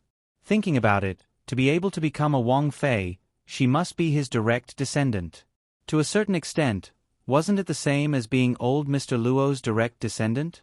With the honor of Wang Fei, using grandfather's name card to send someone to the academy seemed to be completely fine. It was simply unreasonable for them to reject Wang Zhenxing. Moreover, according to Wang Zhenxing's situation that day, Jean Wang Fei was clearly someone who held righteousness in her heart. Because that Luo Darren was promoted to the Minister of Appointments, old Mr. Luo, this great scholar's status rose even more. It was still that sentence, 9 out of 10 scholars were aspiring to be in the imperial court. First, there was the great scholar's benefactor as a teacher, then there was the benefactor's senior brother who was in charge of the Ministry of Appointments. This condition was simply too good. Countless students flocked to this old Mr. Luo like a flock of ducks. It was a pity that this old Mr. Luo had already stopped accepting disciples 2 years ago. At most, he was lecturing at a certain academy. But his whereabouts were really erratic. Today he was here, tomorrow he could be in another place. His whereabouts were unknown. However, this kind of person having a little bit of eccentricity was actually normal. Carefully glancing at Pei Zhuo-Qing's strangely bad complexion, what was that? As if he did not see anything. And Pei Zhuo-Qing, who carelessly lost her face, unconsciously clenched her fists. Turning her head back, she fiercely glared at a certain little follower behind her. He had returned home a few days ago and had only returned to Kai Ming Academy this morning. Being whispered in his ear by other people, he had always despised people who broke the rules. That was why he had a moment ago. The result was that he was actually used by other people, making people laugh at him like this. At this time, his complexion was a little green. He directly flicked his sleeves and left. How to handle this matter, he still had to think carefully. If his family members really pressed the opportunity on him, and his relationship with him was strained. Also, he seemed to have a lot of opinions about pay family members. This was not a good thing. He could not say that he would have to go back again. Digression. Today, Bao Bao was too clingy, relatively less. Dear ones, please forgive. https://www.bicken.com/11/11807/6653501 HTML chapter error. Click here to report, exempt from registration. We will deal with it as soon as possible. After reporting, please wait patiently and refresh the page. Please remember this book's initial domain name, www.bicken.com. Bicken. Com mobile version reading website, bicken.com.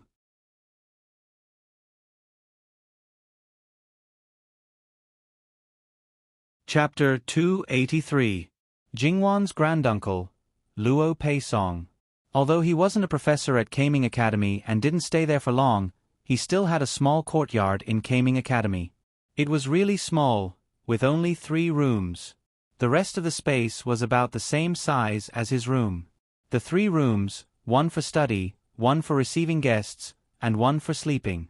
Of course, the bedroom was divided into the inner and outer rooms. The outer rooms were for the people who took care of him. Usually, they were disciples or servants sent by disciples. In short, there was no need to worry about him lacking people. For example, the person leading Jingwan and the others was Luo Peisong's last disciple. He was taken in 3 years ago and had been by Luo Peisong's side for 3 years. He also came from a family with hundreds of years of history. Although his family didn't have a high-ranking official like Luo Peishan, but overall, they were much stronger than the Luo family. After all, the Luo family could only be considered as a branch of Luo Peishan. Because he was the youngest son in the family, he didn't have to worry about his parents not having anyone to be filial to. On the other hand, he didn't feel any urgency to continue the family line. His family requested it, and he agreed, so he stayed by Luo Peisong's side. Speaking of which, Jingwan did not know that Li Hongyuan actually knew this person. He was one of the mainstays of the imperial court when Li Hongyuan was in power in his previous life. Because of Li Hongyuan himself, he preferred to use young talents. Therefore, the imperial court tended to be younger, unlike the current aging trend. Li Hongyuan was a tyrant, but he was impeccable when it came to governing. Moreover, he didn't stick to one type of talent. As long as he took a liking to someone's talent, not to mention jumping 3 levels, he could even let you reach the heavens in a single step. One day you might be living in poverty, the next day you might be an extremely powerful official, holding the power of life and death. Of course, this was only an exception.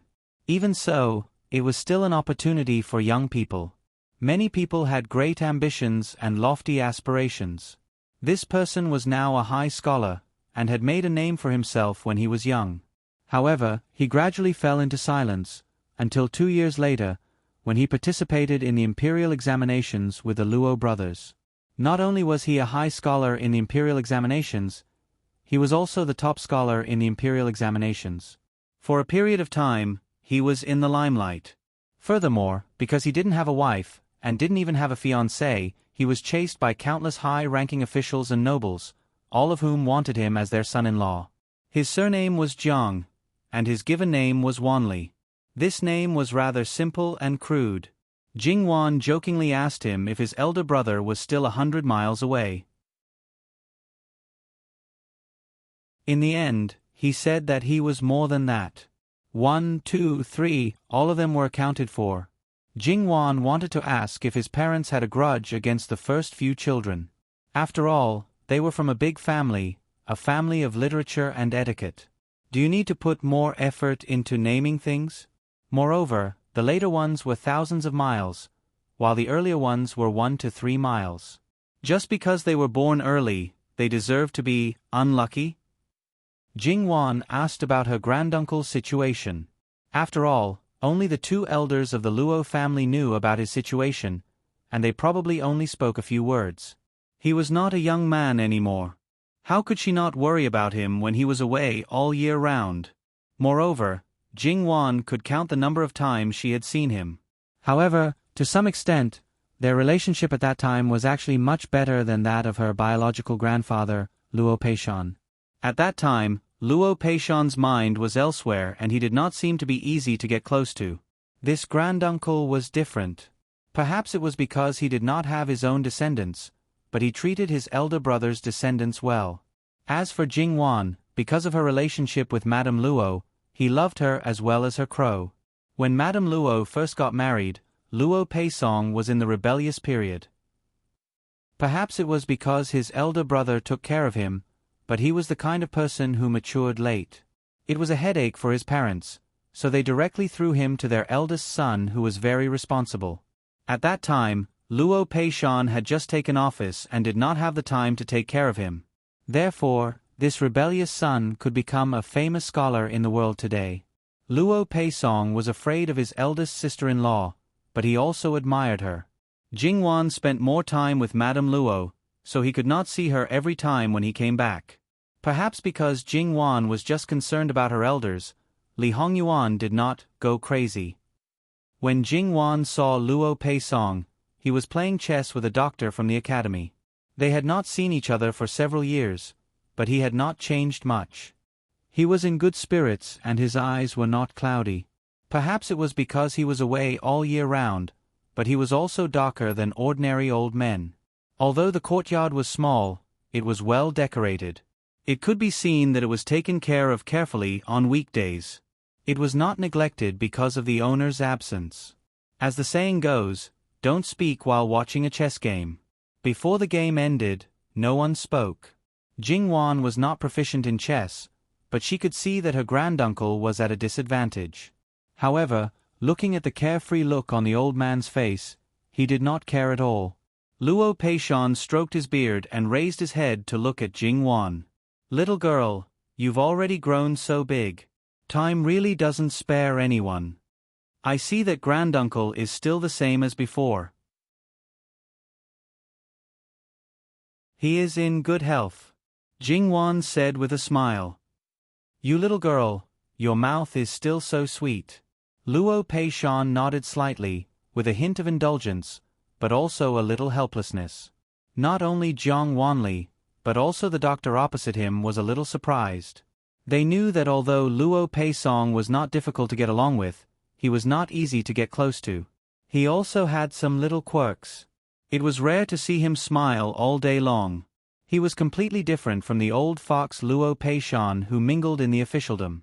They did not think that there was such a side to him. You are already married. You are not a little girl. Jing-wan was still smiling. Don't say that you are married. Even if you gave birth to a child, in this old man's eyes, you are still a little girl. Come, come, come. Help granduncle see if this game can be saved. Granduncle, you are making things difficult for me. My chess skills are absolutely average, but... Jing-wan pushed Li Hongyuan out. Look for your grandniece's son-in-law. Luo Peisong seemed to have just noticed that there was such a big living person. His eyes wandered around Li Hongyuan's face before he slowly got up. The old doctor opposite him also got up. This commoner greets Jin Wangye. How could Li Hongyuan not understand? This was clearly showing that he did not want to see him. This was quite normal. For those who knew his bad reputation but did not know anything else, as long as they sincerely treated Jing-wan well, there probably would not be two who would want to see him. If they really wanted to see him, then he would really be unhappy. Therefore, there was no joy or anger on his face as he indifferently returned the greeting, "Old sir is too polite." Luo Peisong's heart flashed with astonishment. This seemed to be different from what he had expected. Jing-wan was the younger generation that he liked. When she got married, although he could not rush back, it was still very easy for him to understand this grandniece's son-in-law. After all, he had so many disciples and grand-disciples, it was still very easy to inquire about them. But the result that he got was simply terrible. Because of this, he even sent a letter to his elder brother, scolding the elder brother that he had always respected. However, his elder brother's reply was ambiguous and the words were not clear. He felt that there was something strange from it. Then he thought about how much his eldest sister-in-law treasured this girl. Perhaps the matter was not so bad. But, after all, it was His Majesty's imperial edict. Even if he did not agree, it was impossible. Therefore, he temporarily reserved his attitude. Now it seemed that the former was more likely. Luo Peisong stroked his beard. This girl has never talked big. Since she recommended you, she must have some skills. If you win this game, the rest will be easy to talk about. If you lose this game... If he lost, then it was hard to say what would happen. Li Hongyuan glanced at Jingwan. Jingwan looked back at him with a smile. Do your best. Li Hongyuan faintly raised his eyebrows. Did his wife mean that there was no need to be polite? Since it was his wife's instruction, then sorry, don't blame him for not being lenient. Li Hongyuan did not sit on Luo Peisong's seat. He just picked up a chess piece and placed it on the chessboard. The professor on the other side did not have any objections. He placed his chess piece very quickly, looking very confident. The others became bystanders. In the beginning, the white chess piece was still at a disadvantage. However, when Li Hongyuan placed a chess piece, the game was suddenly reversed. Almost everyone looked at Li Hongyuan in disbelief. This person had actually started to set up a trap from the moment he placed his first piece. Not only that, he even led his opponent into the trap step by step without realizing it. This was not just taking one step and looking 3 steps ahead. It was simply taking 1 step and looking 10 steps ahead. It was so exquisite. When they looked at Li Hongyuan again, it was a bit like looking at a monster. The old professor seemed unwilling to give up and continued. Li Hongyuan did not hold back. He completely did not know what it meant to respect the old and love the young. He killed the old professor without leaving a single piece of armor behind. The consequences of his last struggle seemed to have become a little worse. The old professor stared at the chessboard for a moment before slowly opening his mouth. Young people nowadays are really amazing. Since that's the case, I'll take my leave first.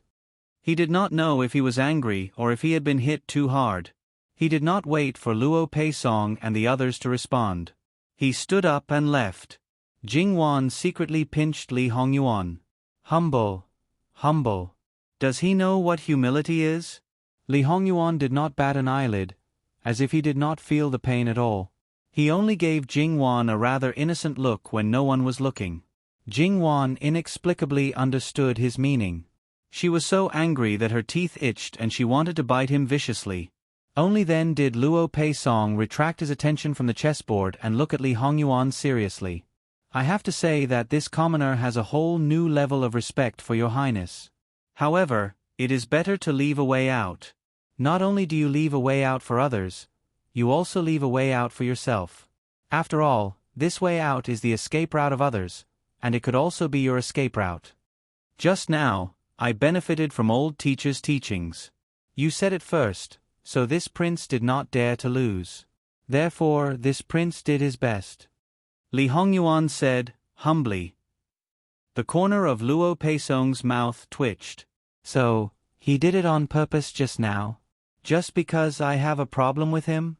Such vengeance for the smallest grievance was truly the style of the living king of hell.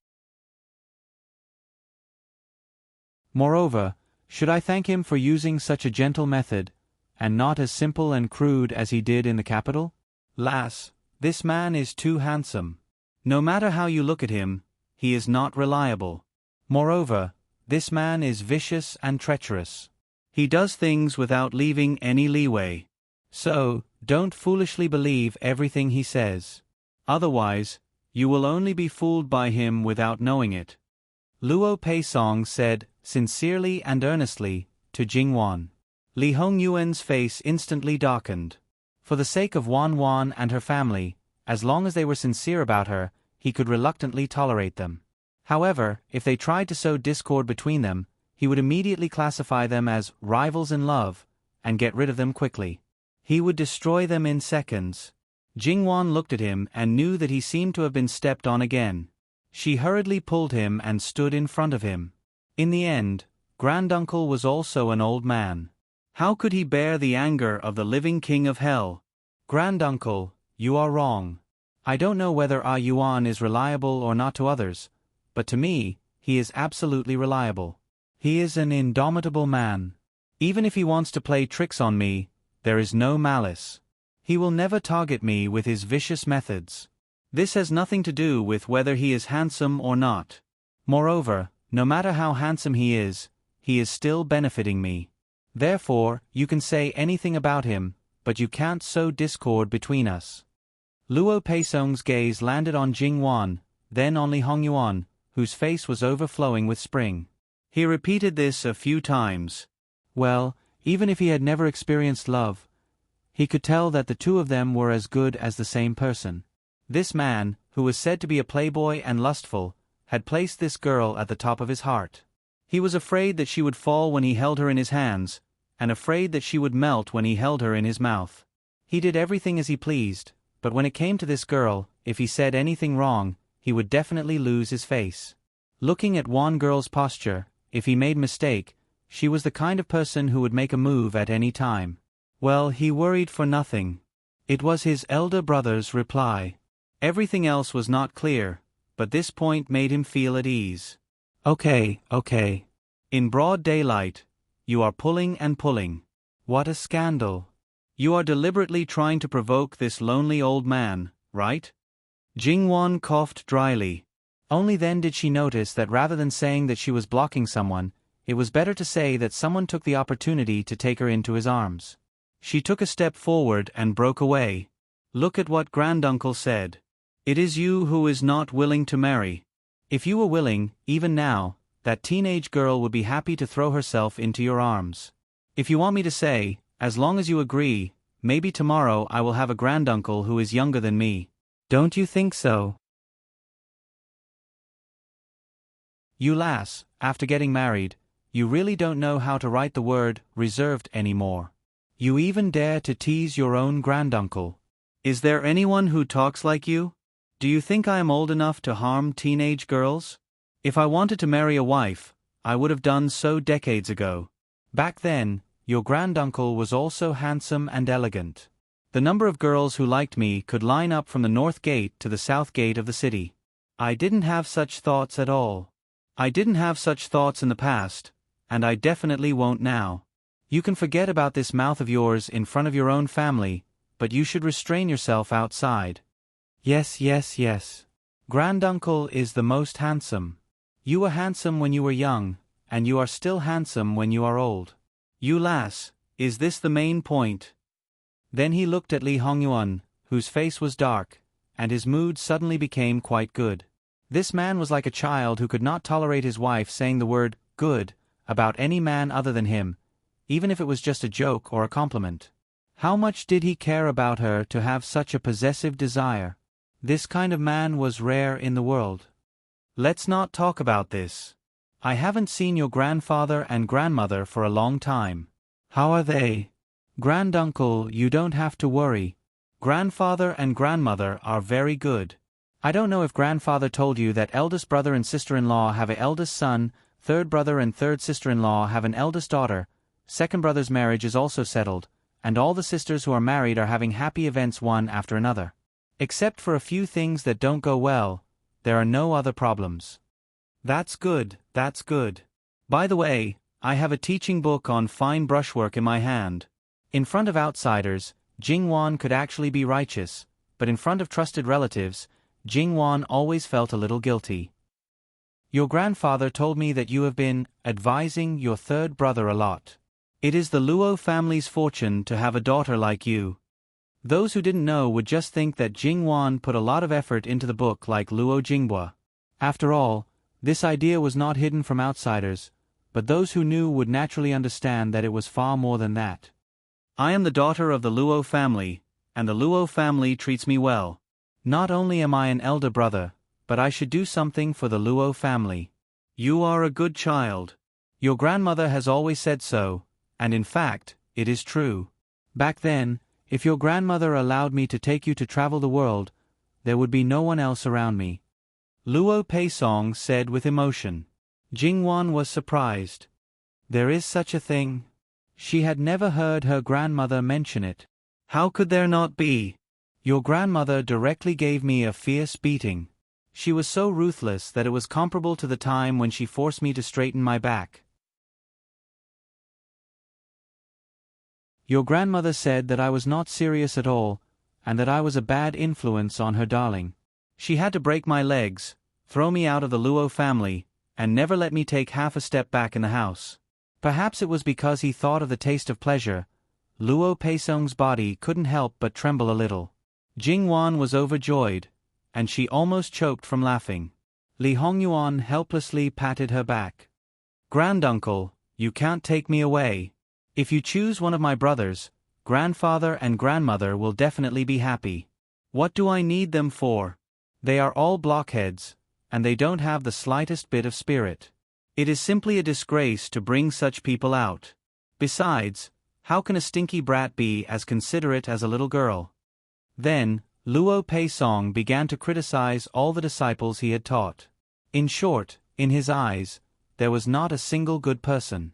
As for Jiang Wanli, who had been respectfully standing by the side, Jingwan felt that he had a dumbfounded expression on his face since the beginning. He probably didn't expect his teacher to be such a teacher. He was a little disillusioned, and even a little on the verge of collapse. And when he talked about all kinds of things that didn't go his way, he felt guilty. It was all because he didn't do well that he wronged his teacher.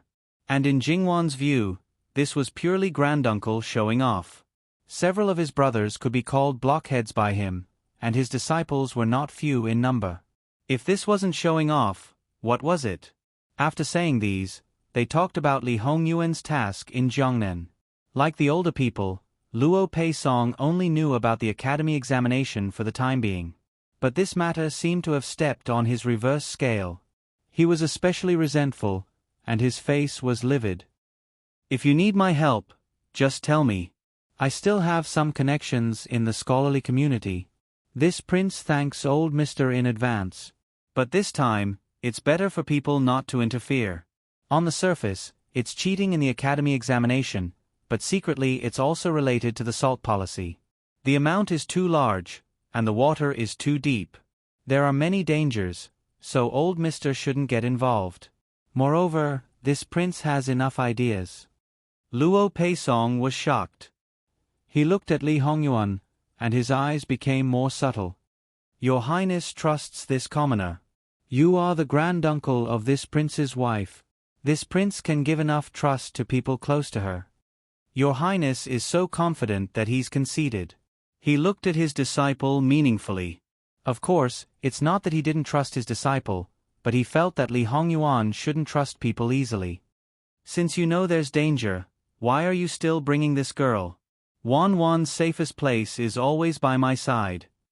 Digression, these 2 days, the baby has been really clingy. During the day, she went to the park, and at night, she still held her and refused to let go. She really didn't have much time to write. Please forgive her.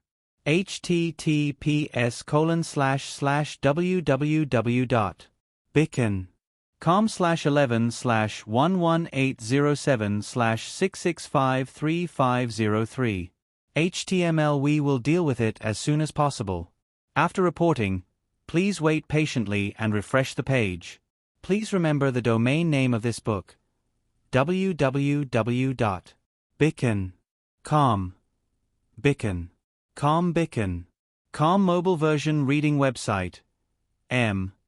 Bicken.com.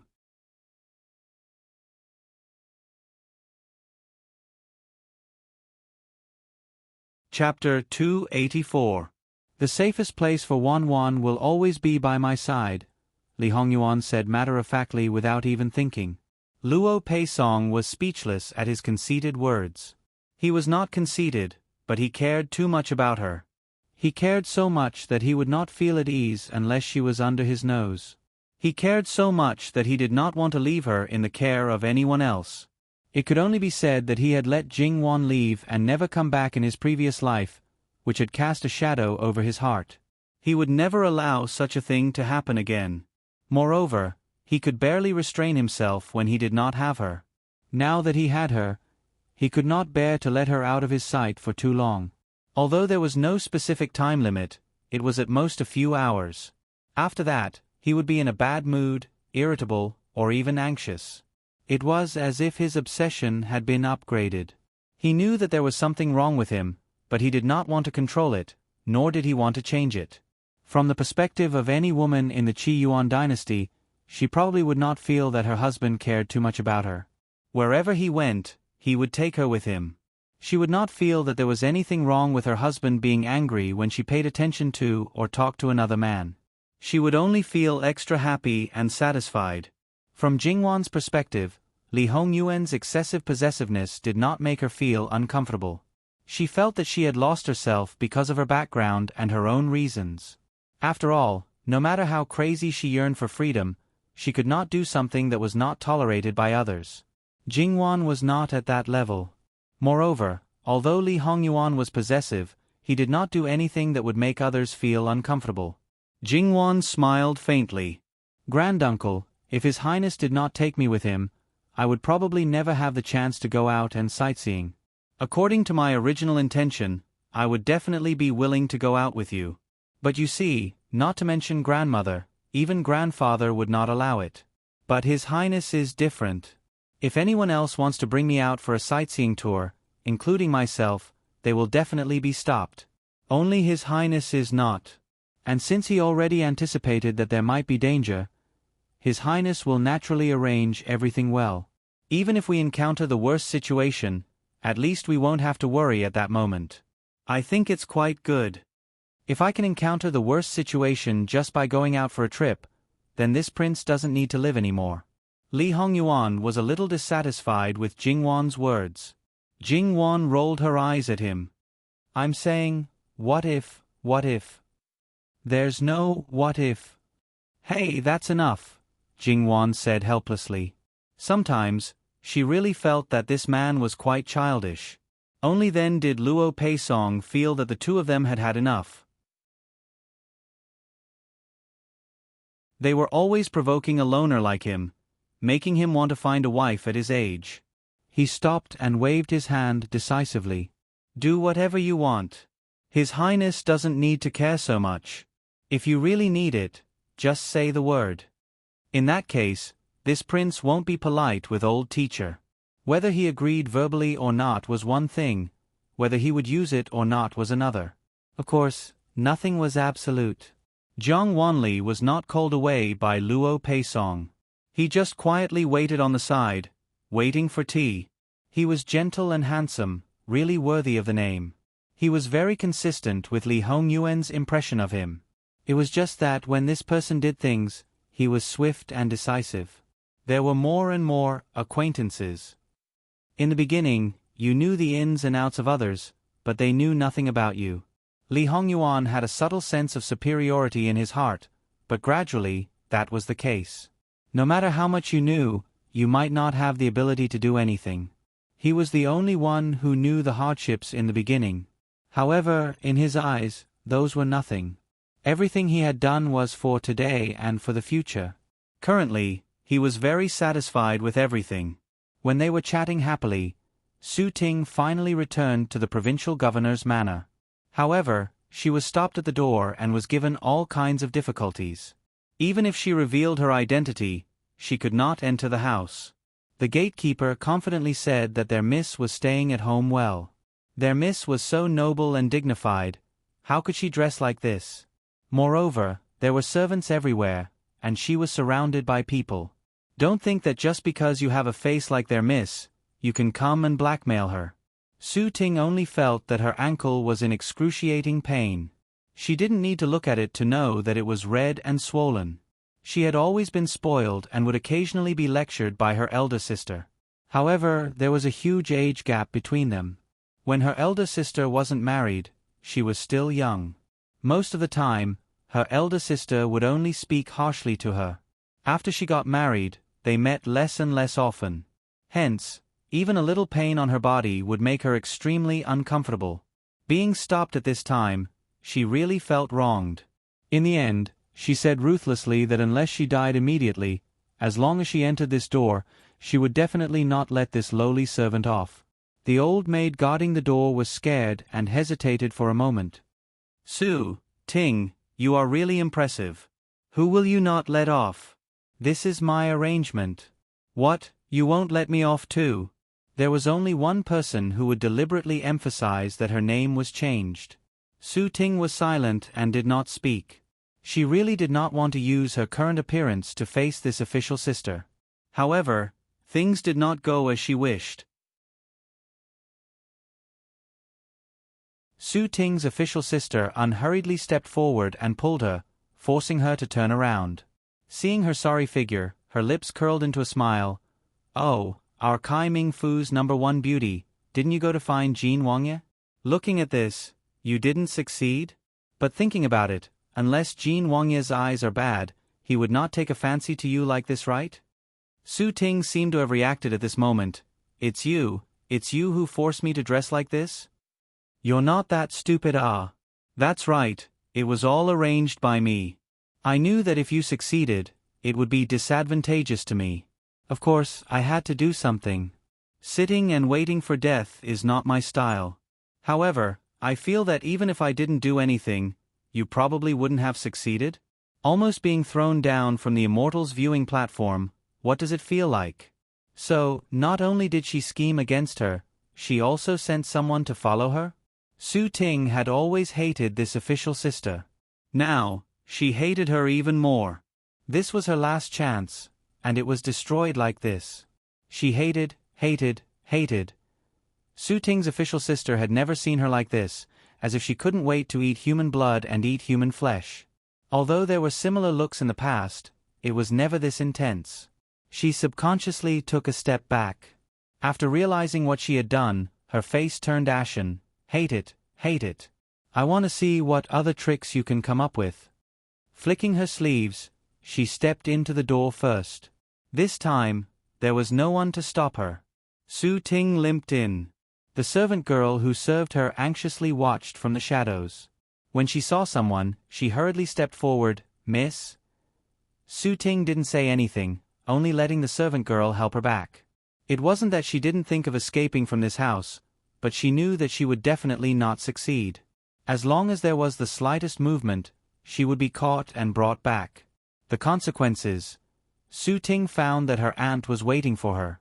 She was originally a first-class beauty. Even though she was almost 40 years old, she was still beautiful. There weren't many traces of age on her face. When she saw Su Ting, her eyebrows didn't even twitch. When she saw that Su Ting's leg was injured, she asked someone to bring her medicine. When the servant girl was applying medicine for Su Ting, she stood at the side. My intention in telling you this was to let you be mentally prepared, but I didn't expect you to have other thoughts. However, if I don't let you do it, you probably won't give up. If you succeed, your father won't say anything. However, the person he likes more is still the person he originally liked. You should be able to feel it yourself. The reason isn't clear, but you can't expect your father to have any kind of father-daughter relationship. Don't expect him to have any sympathy. He will be merciful. Now that things have come to this, you only have two choices. Either you die, or you follow your father's arrangements. Death requires guts and courage. If you have it, then be more decisive. Don't do things that seek death. There won't be any results. The one who will suffer is still yourself.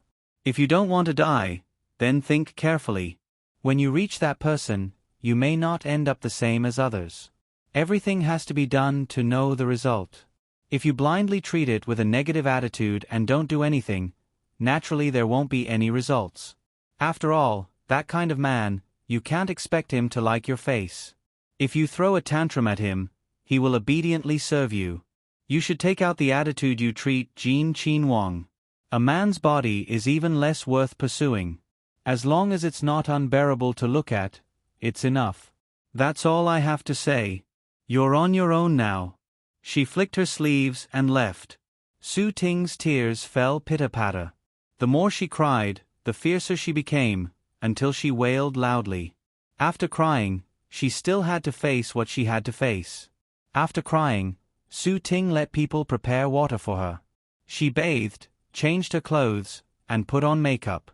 She was the #1 beauty of Kai Ming Fu, so she should have the appearance and posture of the #1 beauty. After carefully tidying up, she became a veritable beauty. Only, compared to the past, her body seemed to have more quiet and reserved. In some people's eyes, it would probably be more attractive.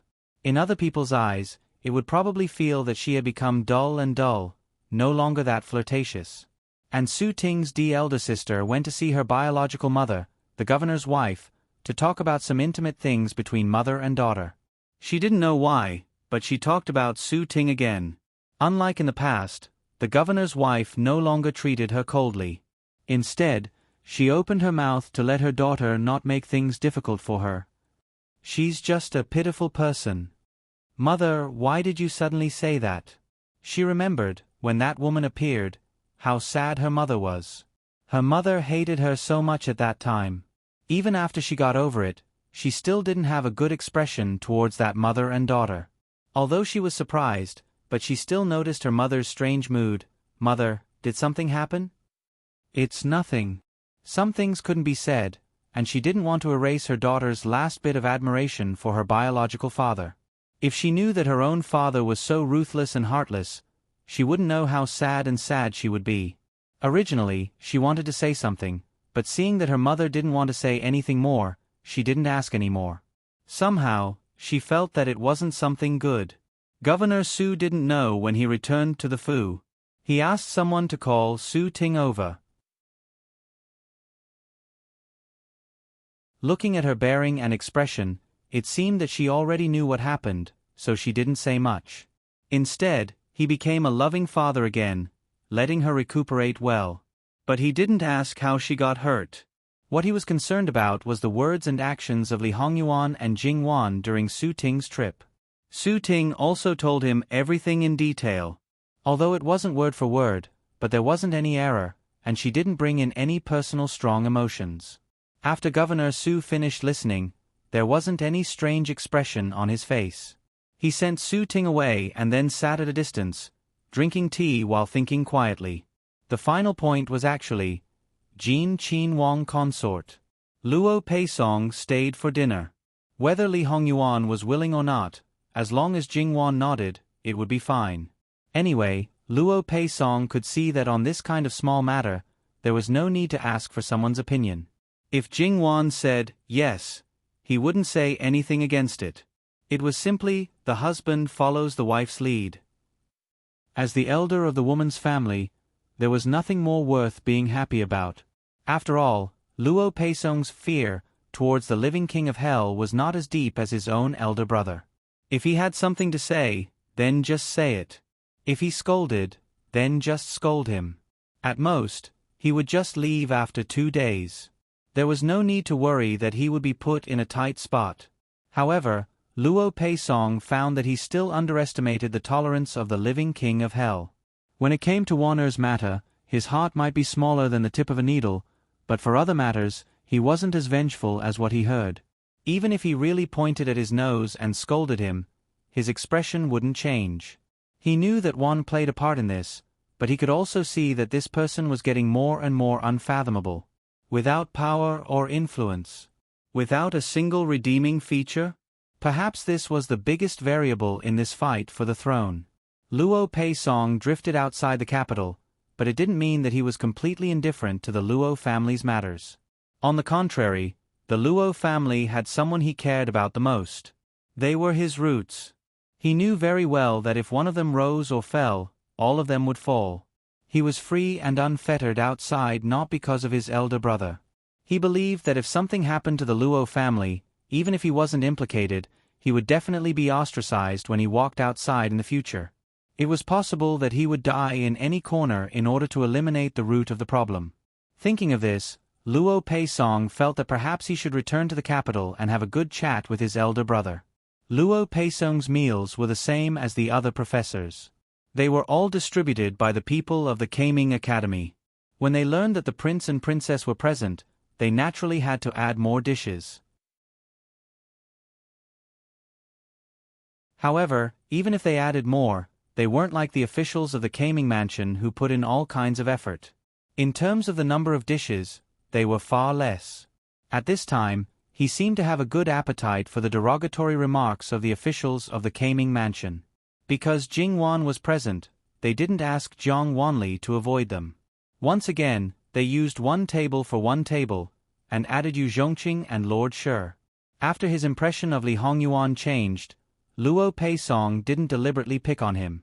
He spoke to Li Hongyuan calmly. Li Hongyuan still didn't speak much, but no matter what was said, he could respond. Moreover, he could always hit the nail on the head and even hit the nail on the head. It was absolutely no problem for him to talk about books and studies. Except for Jing Wan, there was probably no one who wasn't surprised. Although Jiang Wanli was introverted and not flamboyant, he was confident that among the younger generation, there weren't many people who could be compared to him in terms of talent and learning. It wasn't strange to meet someone like him. However, it was really surprising that this person was a prince, a young prince. There were a lot of things that princes needed to learn, but no one would ever train them to be knowledgeable and talented. If they were barely on the same level in terms of talent and learning, then Prince Jin's understanding of everything was far from his. He seemed to be standing at a height that was difficult for others to reach, with the bearing of pointing out the country. Not to mention him benefiting, even Luo Peisong unexpectedly gained enlightenment from it. Thinking about it, Li Hongyuan had experienced the past life and the present life.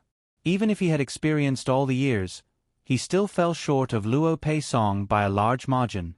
He had experienced the sorrows of life, tasted all the heartache, experienced the movements of the country, saw all the tragedies of the battlefield, and also made a country swaying in the wind and rain to become prosperous. In the end, he even tasted death. In all these aspects, there were few people who could be compared to him. Naturally, he had a broad view, a wide view, and a deep understanding. And Luo Peisong, even if he was a great scholar, his understanding of life was still much narrower. Not to mention, he basically didn't touch on the important matters of ruling the country. Listening to a monarch's words was better than reading 10 years of books.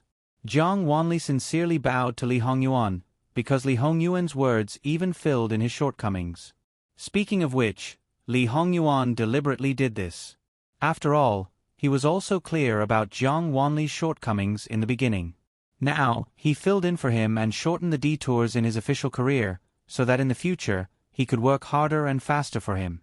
If the people under him were able to do things well, then he, as the boss, would be more relaxed.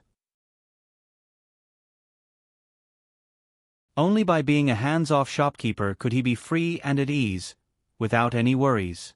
And Luo Peisong's favorable impression of Li Hongyuan, which was -100, directly soared to a +100. All kinds of displeasing to the eye became all kinds of pleasing to the eye. Jingwan's eyes turned and she sighed in her heart. Should she say that he was still the living king of hell? Once he wanted to please someone, there was no one who couldn't be easily won over. Although the current situation was far from the extent of pleasing, at most, it could be considered as casually brushing up the favorability, but the effect was really too good, really too good. And throughout the whole process, the only one who remained silent was Yu Zhongqing. After all, he was a military general. Although he still studied, he was still too far behind these people. Of course, what he didn't understand was only some things from the books. As for current affairs, his understanding was probably second only to Li Hongyuan. After all, he stayed by Lu Chengdi's side every day and listened to everything. As long as he wasn't too stupid, he should understand what he didn't understand after a long time. However, he was still shocked by Li Hongyuan. He had witnessed Li Hongyuan's ruthlessness and means, as well as his wisdom and foresight. He felt that it was a waste for Emperor Lu Chengdi to give up such an excellent son. At the same time, he was even more curious about the reason why His Majesty did so. https://www.bican com/11/11807/6653507. HTML. We will deal with it as soon as possible. After reporting, please wait patiently and refresh the page. Please remember the domain name of this book: www.bicken.com. Bicken. Com mobile version reading website: bicken.com.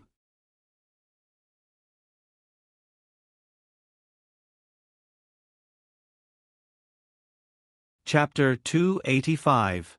These people were completely convinced by Li Hongyuan. Even Jingwan, who had seen part of his talent and ability, also sincerely admired him at this time. However, this kind of admiration did not last for 3 seconds. Li Hongyuan turned back, and under the cover of the wine cup, he smiled a little proudly at Jingwan, as if to say, "Look, you are so easily convinced." Jingwan couldn't help but want to facepalm.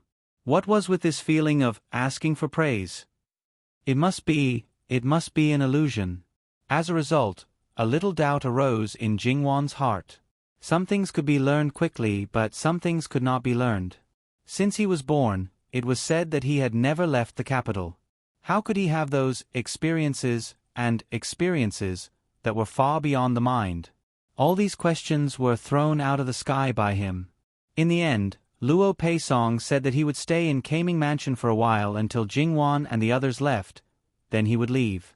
As for the next destination, since he had the idea of returning to the capital and had no other clear plans, it was better to go directly to the capital.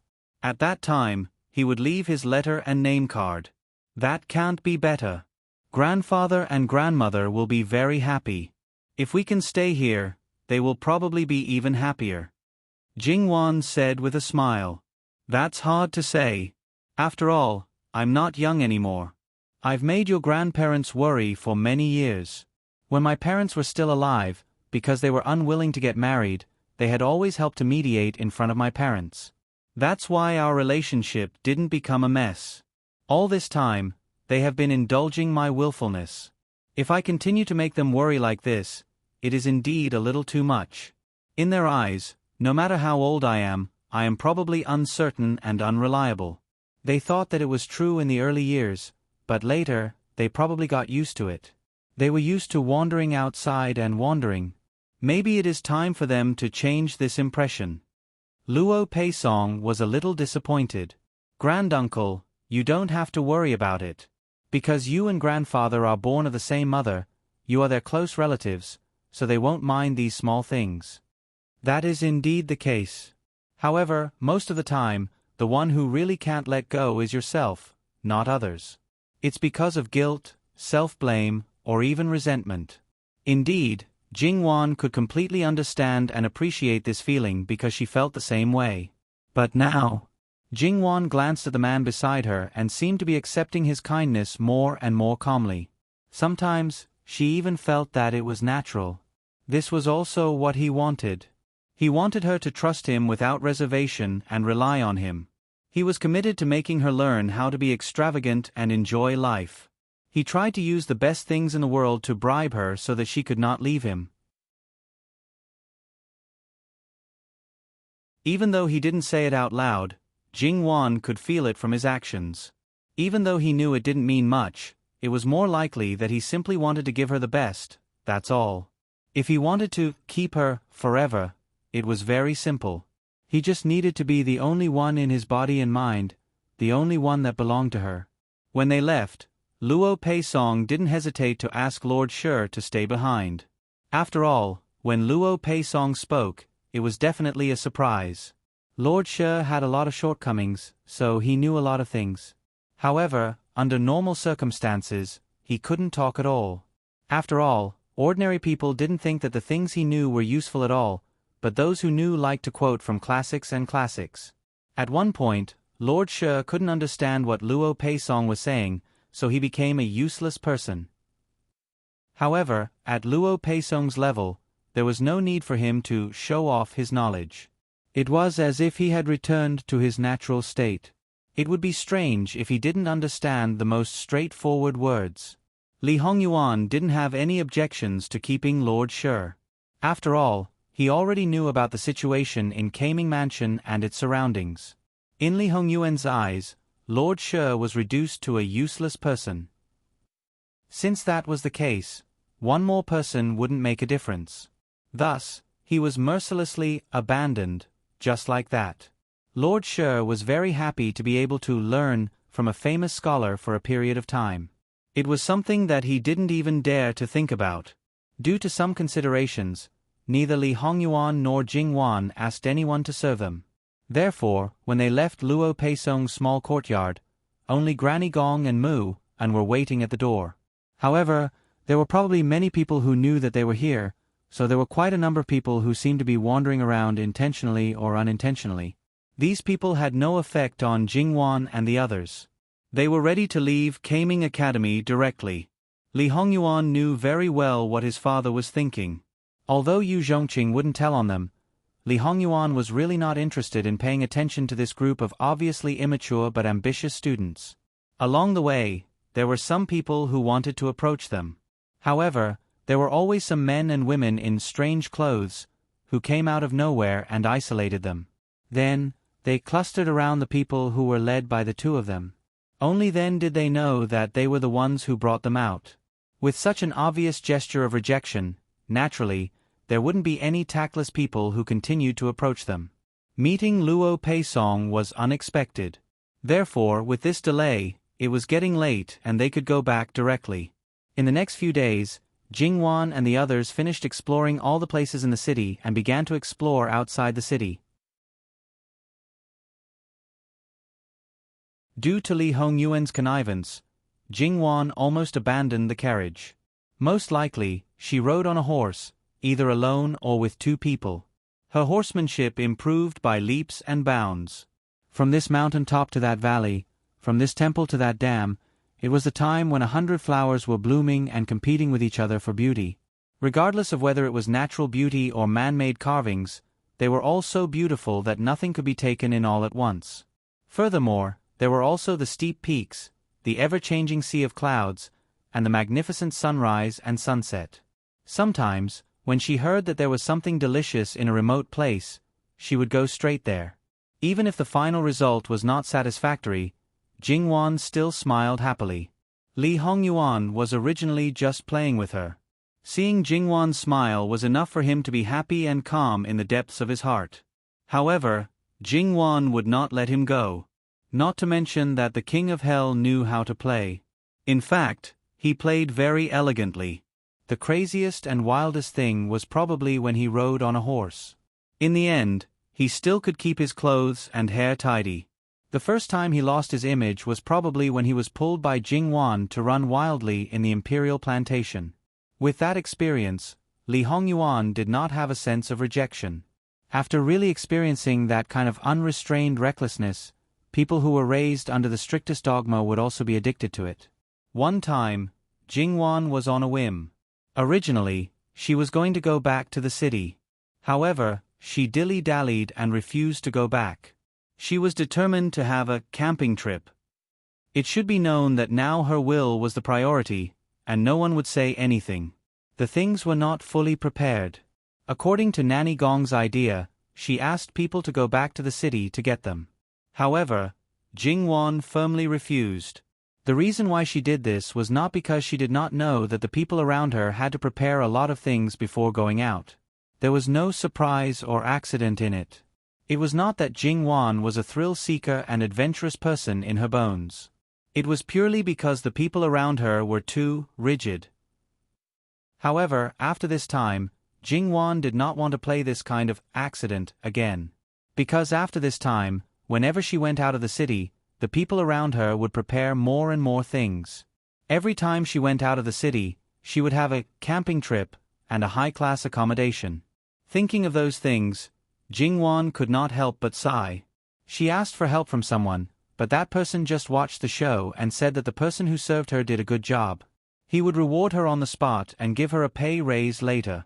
No one listened to her advice.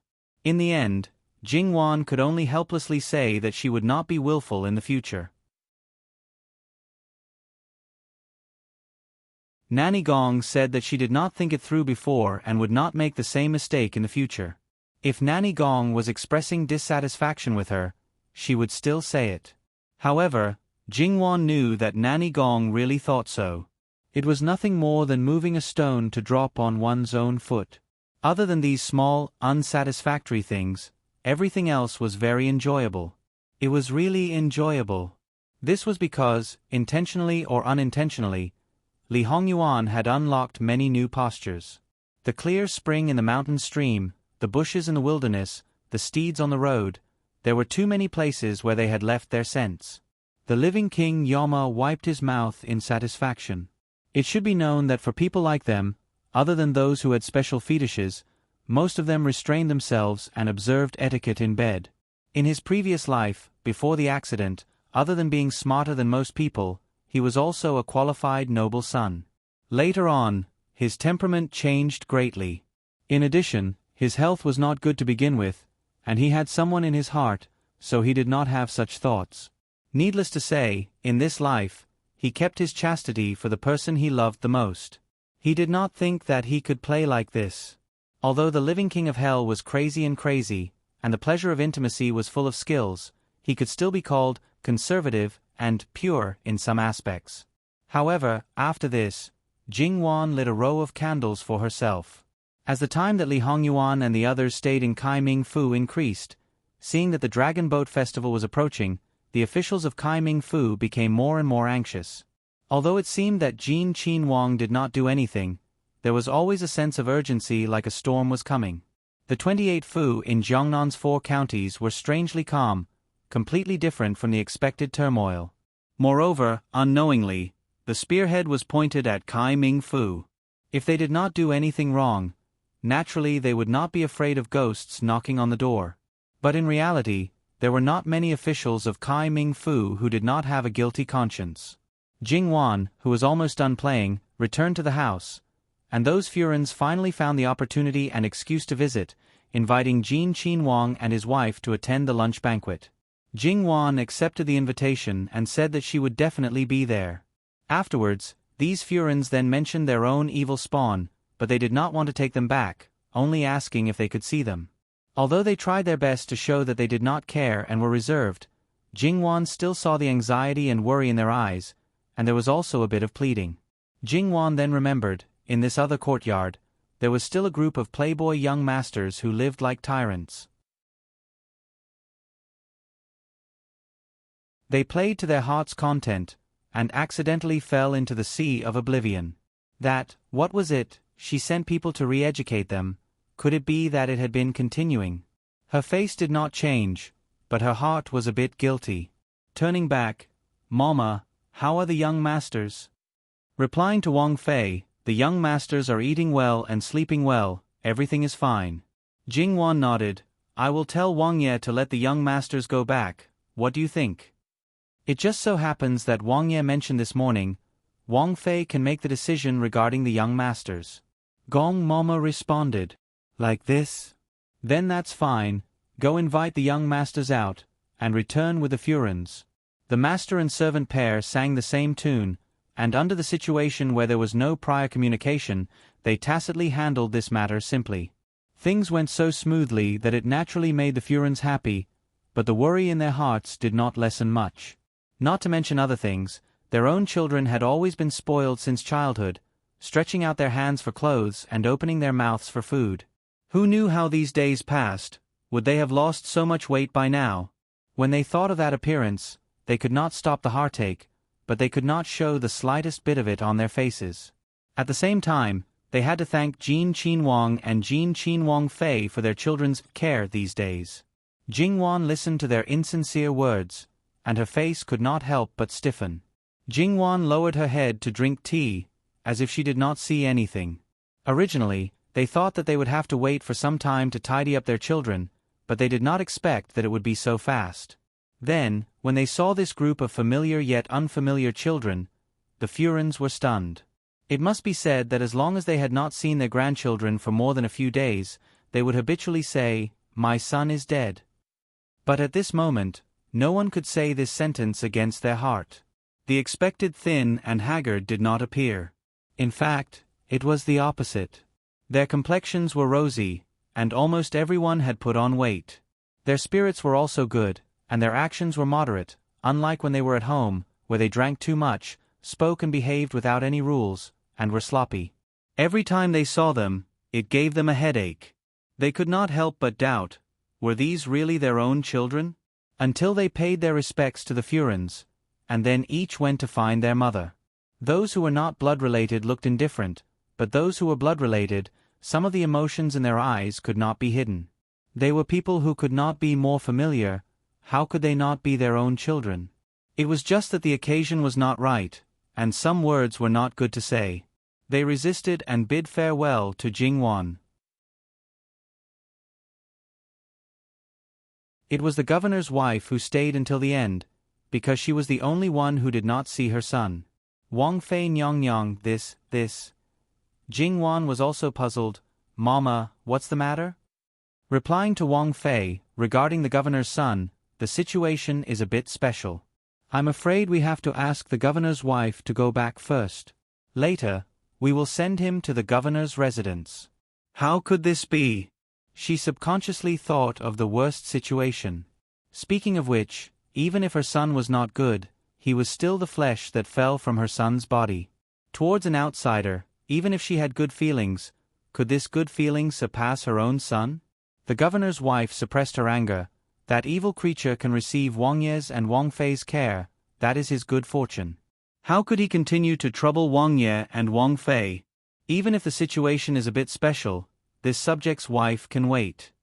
Since that's the case, Mama, just invite them over. They all came in together, so it's not good to treat them differently. Just send them out together. Mama Gong hesitated for a moment. Yes, Wang Fei. The person was quickly carried over, and it was carried over by 4 people. The governor's wife could not believe her eyes.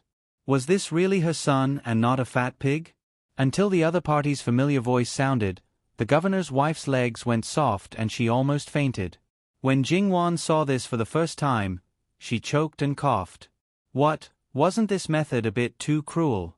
But, in such a short period of time, how did she manage to feed him to this extent? This wasn't increasing his weight, but directly increasing his weight? Jingwan was too embarrassed to speak to the governor's wife. The governor's wife looked at Jingwan and gritted her teeth. If her son was the same as the others, she might really be grateful to Jingwan. But he was so fat, she would not believe that there was nothing fishy about it even if she was beaten to death. The anger in her eyes was almost tangible. This evil creature is really indebted to the prince and Wang Fei for taking care of him. Jingwan did not speak, but Mama Gong was not so polite. Madam is right. After all, your son is personally taken care of by the prince, so he is naturally different from others. Speaking of which, your son's appetite is really good. Although the governor's mansion is not rich, it should not be a problem to raise a son. In the future, don't be too harsh on him. The governor's wife was so angry that her chest heaved up and down quickly. I'll take my leave first.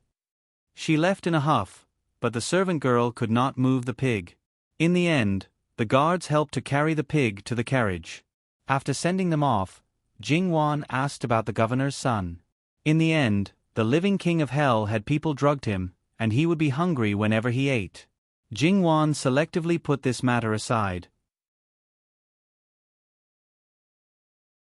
Only then did she realize that the festival was coming, and she had completely forgotten about it. Naturally, she did not prepare to send the festival gifts to the capital. That was why she hurried to find Mama Gong and the others. As the saying goes, one can't be late. Now she regretted deeply in her heart. Your Highness, don't worry. The festival gifts in the capital have been sent back. Everyone should have a share. No one is left behind. Jingwan exhaled. She was sincerely grateful to have such a considerate and thoughtful person. Thank you, Mama Gong. Your Highness, you are too polite.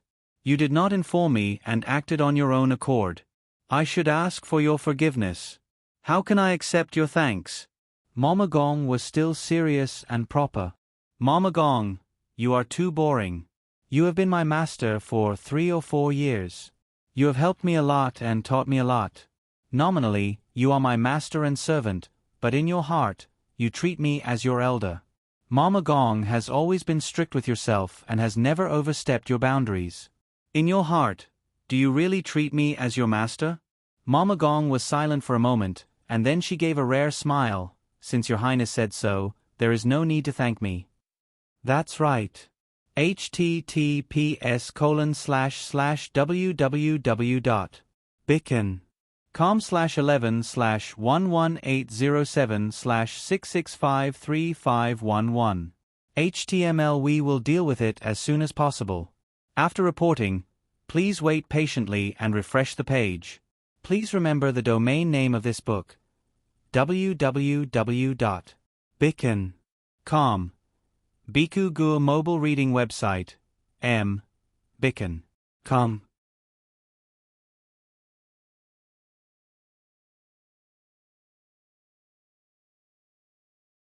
Chapter 286. Jingwan turned back to talk to Li Hongyuan about the governor's son. Li Hongyuan just glanced at her. His son has been fattened up, not skinny like firewood. He should be grateful to this prince. His son has eaten so much of this prince's food, and this prince hasn't asked him for money yet. How dare he have an opinion? Muan. Eunuch Mu, who was guarding outside, immediately responded at the door, "Master, what are your orders?" "Go to the governor's mansion and tell the governor that his son can eat too much. One person can eat a group of people. This prince only said to raise a person that day, not a pig. Let him quickly calculate the excess into money and send it over. He should be more self-aware. Every time, this prince has to tell him what to do personally.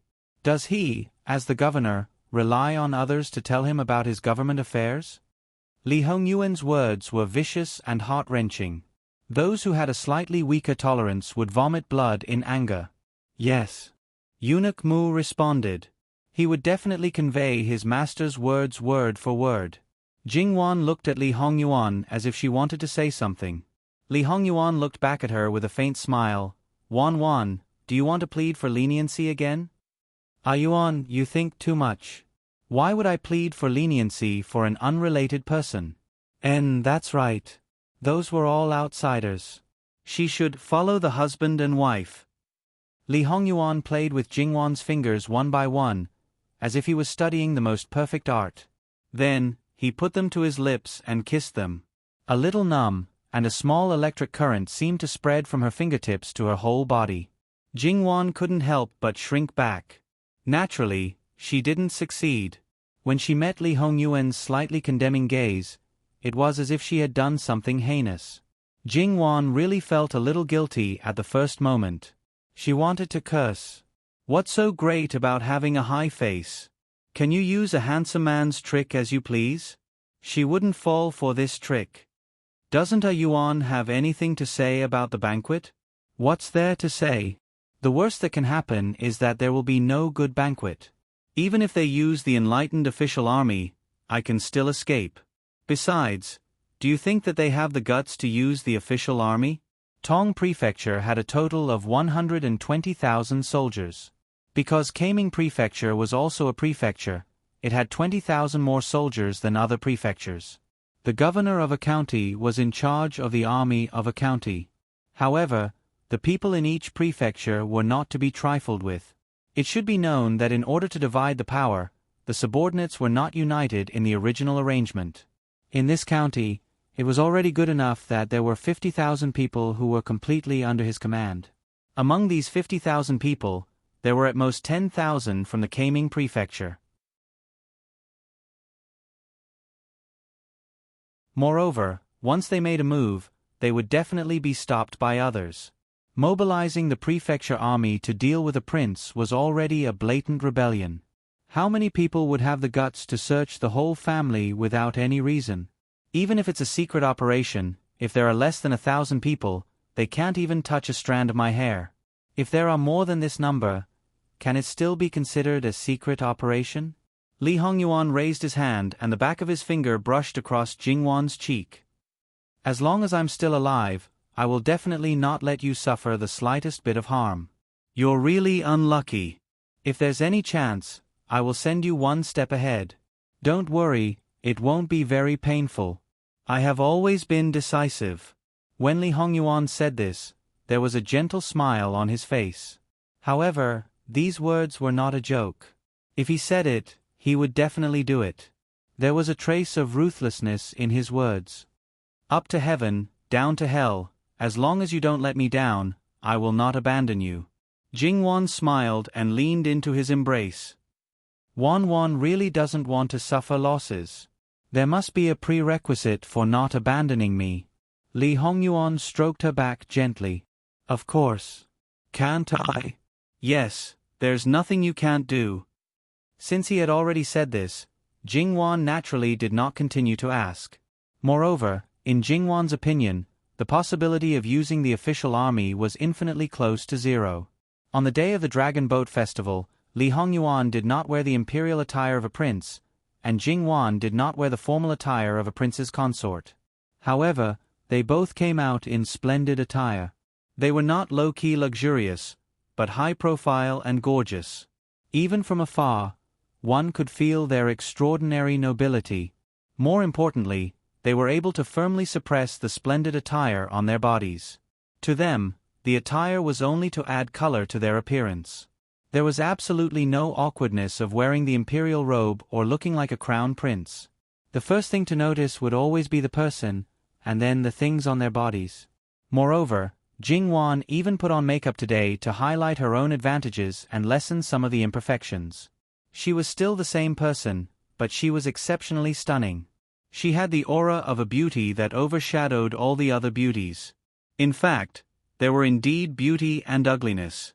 However, in Jingwan's opinion, it was really difficult to choose the first beauty. After all, everyone's aesthetic was not the same. It was hard to imagine that Li Hongyuan's beauty could be recognized as the first beauty in the capital without seeing him in person. It could be imagined that he was extremely handsome. As for his mother, it was said that she was the first beauty in Jiangnan. How beautiful was she! She was the kind who did not wear any makeup. To be able to give birth to a son like Li Hongyuan, his appearance completely overshadowed Lu Chengdi's. It could be seen that his genes were powerful. However, Lu Chengdi was also handsome and dignified. If he was too ugly, with a son like Li Hongyuan, everyone would think that he was cuckolded. Their imposing manner was not only reflected in themselves, but also in a line of guards who wore the same uniform and carried swords at their waists. Jingwan's 6 maids were also dressed in the same uniform. They were beautiful but smart and capable. The 2 nannies were also upright and had spirited eyes. However, when they got closer, they found that there were actually female guards among the guards. Jingwan was already a married woman and was even a Qin Wang Fei. Naturally, there would not be any men who would have designs on her. However, Li Hongyuan was different. He had a wife and could still have designs on her.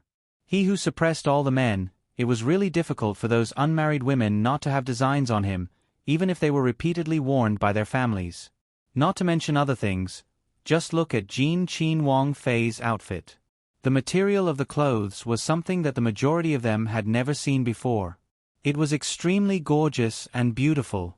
And that set of top-quality ruby head ornaments, even if it was just one piece, it was more than the total value of their bodies added together. Moreover, it was so exquisite that it made people unable to take their eyes off it. It was obviously the work of a top master. Didn't they see that those maids' clothes were better than them, the Guan girls? These things, how many women in the world did not love them?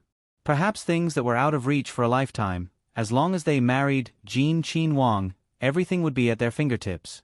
Would it really be like this? Really too naive. Li Hongyuan would only pile it on Jingwan, so much that there was no place to put it. So much that it became moldy, and he would definitely be stingy with others. And these officials, did they not think of marrying their daughters to Qin Wang? They had thought of it, and it was not just 1 or 2. Even though they basically knew that Li Hongyuan did not have any power, but he was deeply favored by the emperor, and his wealth was monstrous. Just these 2 points alone were enough. Moreover, according to his tyranny that could not be provoked, as his in-laws, who would dare to make a move? However, It was said that Governor Su's Shu daughter was almost thrown off the Immortals viewing platform by Jin Qin Wang Fei. With such a ruthless and jealous person, and Jin Qin Wang still being partial to helping her, could their own daughter enter the door? Even if she entered the door, how long could she live? In a marriage alliance, the role of the dead was far less than that of the living, especially when it was not the main wife. Therefore, some things still needed to be considered. Moreover, now was the time when a sharp blade was hanging over one's head.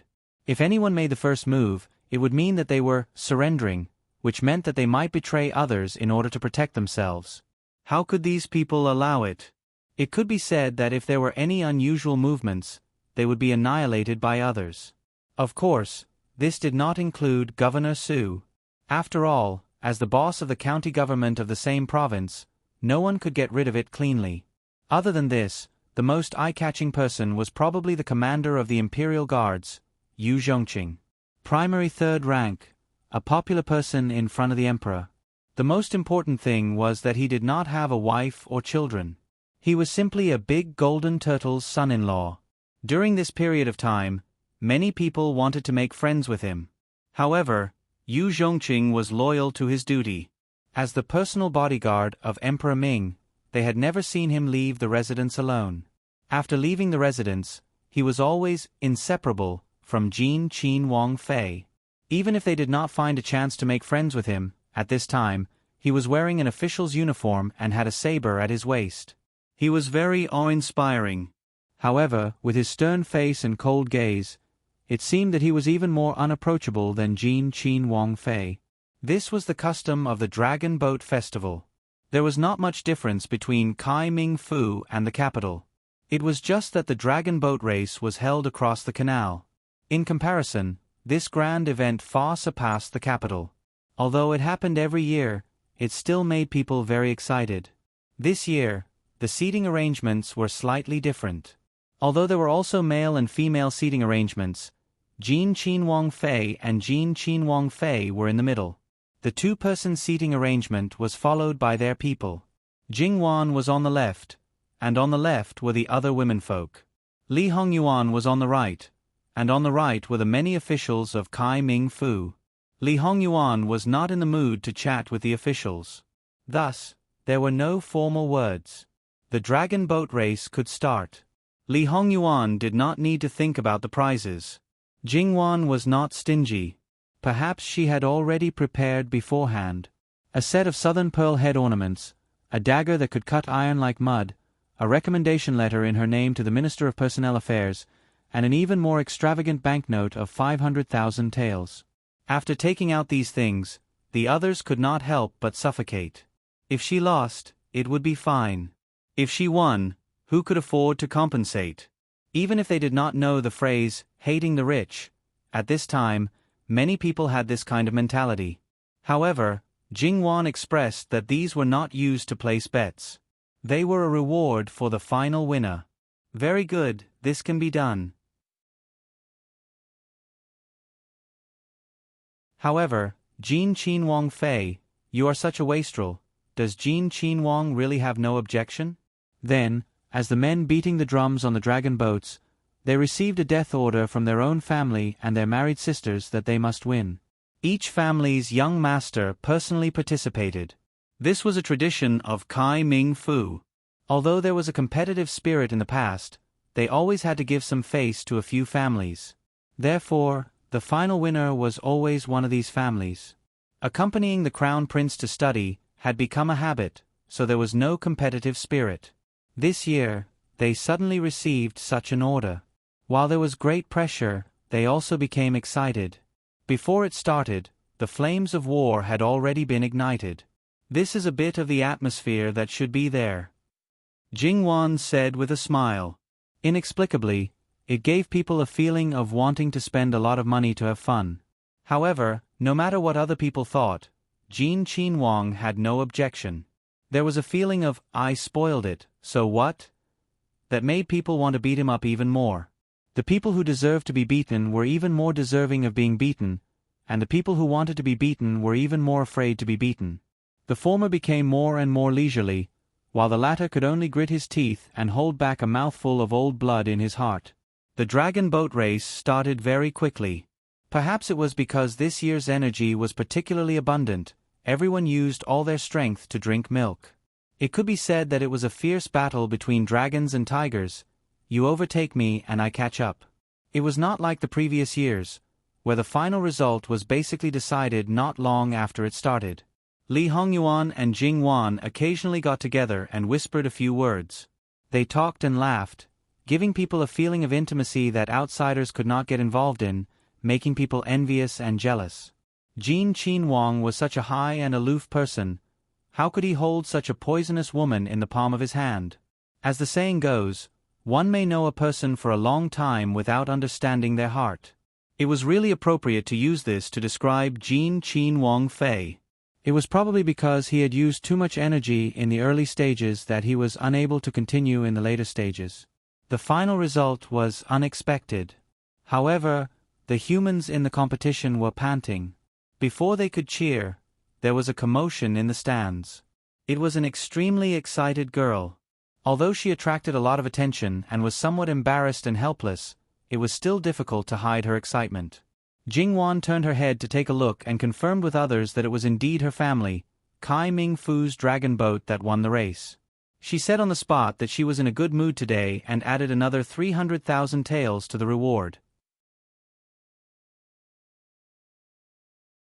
The mama behind her casually took out another 300,000 taels, and under the watchful eyes of the crowd, she had people send the things over. That girl disregarded her bearing and bypassed her elders, wanting to take the things over. Her goal was certainly not the money, but the people who were faster than her. Little sister, in any case, it was your elder brother who worked hard to win it. You should let him take a look first. If not, there is still Nyang. You are an unmarried girl, at least be more reserved. That girl's face was about to drip blood. She was annoyed and resentful. Enough, don't make a fool of yourself. A woman next to her took the things and placed them by her side. No one should think about moving them. It was not that no one saw that the young woman used force when her mother-in-law took the things over. Her eyes were filled with undisguised reluctance. That young girl's eyes were red and she was about to cry. The others all pursed their lips. On the surface, they were mocking them for being petty, but in their hearts, how many people were not envious? The governor of a Fu was originally the boss of the local area. However, when the county city and the Fu city overlapped, he had to stand aside. Therefore, the governor of Kai Ming Fu was in a position that was neither good nor bad. It was slightly awkward. The things that were supposed to be his responsibility were often criticized by others. Sometimes, he even had to lower his head and ask for guidance. It was sullen. In the past, he was not very conspicuous, but this time, he had used a special method to show his face. The prefectural official smiled at the congratulations of others, but in his heart, he was not happy at all. This was a reward, but it was also a hot potato. If he was not careful, he would be buried. Regarding Jingwan's spending, there were many people who did not understand the meaning behind it, who did not secretly speculate the meaning behind it. After all, the figure of 800,000 taels was really subtle. It was almost half of a certain number. If there was this money, many things could be covered up. These old and new sly people in the officialdom, not many would think that it really came from Jingwan's hands. Could it be that Jin Qin Wang threw it out intentionally? But, how could it be? Not to mention that Jin Qin Wang took Jin Qin Wang Fei out to play all day long. The main staff that followed him were basically sent out of Kai Ming Fu. The only two that did not do anything. How could he know about Kai Ming Fu? But, 800,000 taels, it was really too much of a coincidence. The more they felt that it was impossible, the more they felt that there was a problem. Governor Darren, who was played the most miserably by Li Hongyuan, could not sit still at this moment. His heart was beating like a drum and he could not help but look at Governor Su. But the other party was still as motionless as a mountain. No one could see what he was thinking. Perhaps he felt the governor's gaze. He even looked back and smiled indifferently. Subsequently, Li Hongyuan expressed that he was in a good mood. The dragon boat race would start another round and the winner would be rewarded with 800,000 taels. As soon as these words came out, Governor Su's hand could not help but tighten the teacup in his hand. What was more subtle was that the second round was still won by the dragon boat led by the governor's son. The governor's back was directly soaked. Sitting, his legs were trembling and the sweat on his forehead slid down. There were only 2 words left in his heart: finished. After the dragon boat race ended, Jin Qinhuang used the humid air near the water and the weather was hot. He was worried that his Wang Fei would not be able to stand it and changed the location. Jingwan did not refute and just stood beside Li Hongyuan with a smile. How others criticized her had nothing to do with her. Fortunately, she was already prepared. It was not a big deal to change the location. It was just that it was not obvious at first. Jingwan felt more and more obvious at this moment, as if there were some things that she did not know. Jingwan called Gong Mama to ask. Gong Mama left for a while and came back to report to Jingwan in full detail. Su Wanting died yesterday? A few days ago, she went out and was frightened and fell ill. In the end, she could not bear it. On the Immortals viewing platform, the news of me throwing a girl down was spread like a nose and eyes. It is said that the girl was Su Wanting? Oh, this is quite interesting. Jingwan smiled. This killing incident, when it happened to a good person, compared to when it happened to a bad person, it would cause a lot more reactions. This matter, Wang Ye should have a clear idea in his heart. Then you don't have to worry about it. This Kaming Fu was indeed not a simple place. However, presumably, they would leave soon. If it was like this here, then what about the center of this incident? Jingwan was inexplicably looking forward to it. https://www.bicken.com/11/11807/6653514. HTML chapter error. Click here to report. No registration required. We will deal with it as soon as possible. After reporting, please wait patiently and refresh the page. Please remember the domain name of this book: www.bicken.com. Biku Gur mobile reading website bicken.com.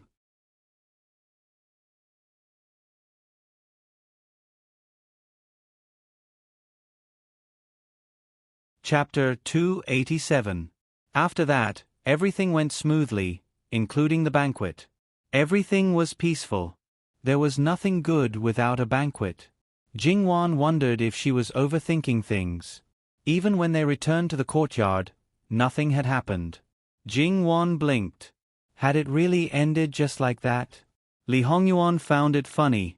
Wan really wanted something to happen? That's not it. I just think that something will happen sooner rather than later. Otherwise, it'll be quite annoying if something happens when you're in a good mood. Don't worry. The good show will happen at night if it doesn't happen during the day. It won't continue to drag on. I've told them that if they miss today, they won't have another chance. After all, they'll be reduced to lambs waiting to be slaughtered. Li Hongyuan looked at the side courtyard meaningfully. Maybe the good show will happen one after another. Anyway, you won't be disappointed. Although she didn't know the specific plan, she could roughly guess it. However, Wan might not be able to sleep well tonight. That's not a big deal. If we can't sleep well, there will definitely be someone who can't sleep well. Whether they can sleep well or not has nothing to do with us. If they make Wan unable to sleep well, I'll be very unhappy. If you're unhappy, then let them sleep more restlessly. Not only tonight, but also many nights in the future. Until they go where they should go and everything is settled, they know that a certain path is their final destination. When their hearts are at ease, they'll die, Jingwan said lightly. Jingwan wasn't happy either. Li Hongyuan basically didn't hide the situation in Kaming Prefecture and even the entire Tongzhou Prefecture from her. They were a bunch of vermin and vampires, squeezing the people's wealth and filling their own pockets. In the end, there was a huge deficit of more than 1 million taels. This was only the amount from Kaming Prefecture. Adding the amount from other prefectures, Jingwan even believed that just the entire Tongzhou prefecture alone was probably half the amount of silver written into Li's secret memorial when he became emperor. Adding the entire Jiangnan, and then the entire Jiangnan, haha, more than 10 million taels was nothing. Speaking of which, it took a lot of effort for Li Hongyuan to be able to grasp the situation so clearly. It wasn't just a day or two, nor was it a month or two. A few years ago, when he started to place people in various places, he had already been laying the groundwork. He walked step by step until today. When the time was almost right, he revealed it. His purpose was to ruthlessly clean up the officialdom in Jiangnan. It wasn't to say how many people would lose their positions or their lives, but to straighten things out and spit out what he had eaten. Of course, those who should be killed would be killed, and those who should be forgiven would be forgiven. Those who were left behind, it wasn't that the King of Hell suddenly became benevolent, but that the debts owed would be repaid in a lifetime. This was the true nature of the King of Hell. After entering the main courtyard, Jingwan saw an unexpected person. After the other party greeted her, she asked, "Lord Li, you're back today?" "Your Highness, I arrived an hour ago," Li Suyen said respectfully. Jingwan nodded. She didn't know if it was an illusion, but she felt that Li Suyen's cold and ruthless aura had become stronger. She looked at Li Hongyuan. "Then I'll go and rest for a while?" "Wan, I'm afraid you won't be able to rest. You should change into some simple and refreshing clothes. You have to leave Kaming Mansion tonight." Jingwan glanced at Li Suyen again. In other words, this person's return was actually some kind of signal. Okay. After Jingwan left, Li Suyen reported the results of this trip to Li Hongyuan. The actual situation is far more serious than what His Majesty received from the secret memorial. For out of the 100 black-robed guards have been killed. In addition, I also found out another thing. 3 years ago, there were 50,000 people who survived the earthquake in Min-Shan County. In fact, there were only 20,000 people. The silver allocated by the imperial court to settle the 50,000 people was all embezzled. And those 20,000 people... Li Hongyuan's face was cold. They were secretly executed. It was not a question, but a certainty. His voice was so cold that there was no trace of warmth. Yes. The coldness on Li Suyen's face was not much less than Li Hongyuan's. Because of the earthquake, the people who were buried alive did not speak. After the earthquake, there was an epidemic that killed many people. And those who were alive were mixed in with the dead and were all burned alive. It was a coincidence that I knew about this. It turned out that there was a survivor who saw with his own eyes that his family was thrown into the pile of dead people. No matter if he was a coward or endured the humiliation, in short, he did not come out. Relying on his familiarity with the terrain, he hid here and there and actually escaped the search of the officers and soldiers. Even when the officers and soldiers were searching, he casually revealed some things with a smile. Although his words were not clear, but he was a scholar and had passed the Shiozai examination. He was the pride of the village and too many people had placed their hopes on him. In the end, from those words, the truth was most likely broken. He became a beggar and did not forget the deep-seated hatred for a moment. He thought of ways to take revenge, but he was a dead person and had no money on him. Even if he wanted to enter the capital to lodge a complaint, he could not move an inch. Hatred tortured him every day, and he was originally the kind of person who was obsessed with studying. In order to take revenge, he could put down his dignity and beg for food, but it could not change the fact that he was powerless. When he first arrived, and did not know the rules, he was beaten up by other beggars. He never knew how he survived. Li Suyen was acting under Li Hongyuan's orders. The 50 black-robed guards, including him, were not secretly investigating, but walking around in a very high-profile manner. Although he did not understand Li Hongyuan's intention, he only followed orders and then received such a reward. "Where is he now?" Li Hongyuan asked. Speaking of which, this was not a small matter. Li Hongyuan did not hear anything about it in his previous life. It could be seen that it was completely concealed.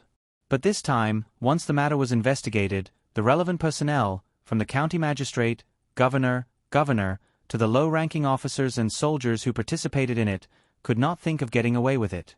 That person's health is not good, it is not suitable for him to travel far.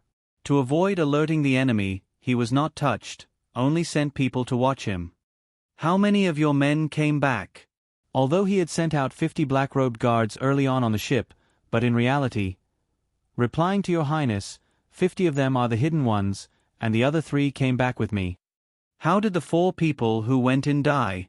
They were schemed against. Li Suyen said coldly, but did not want to say more. But anyone could feel that his mood was quite bad. He did not want to say, and Li Hongyuan did not ask.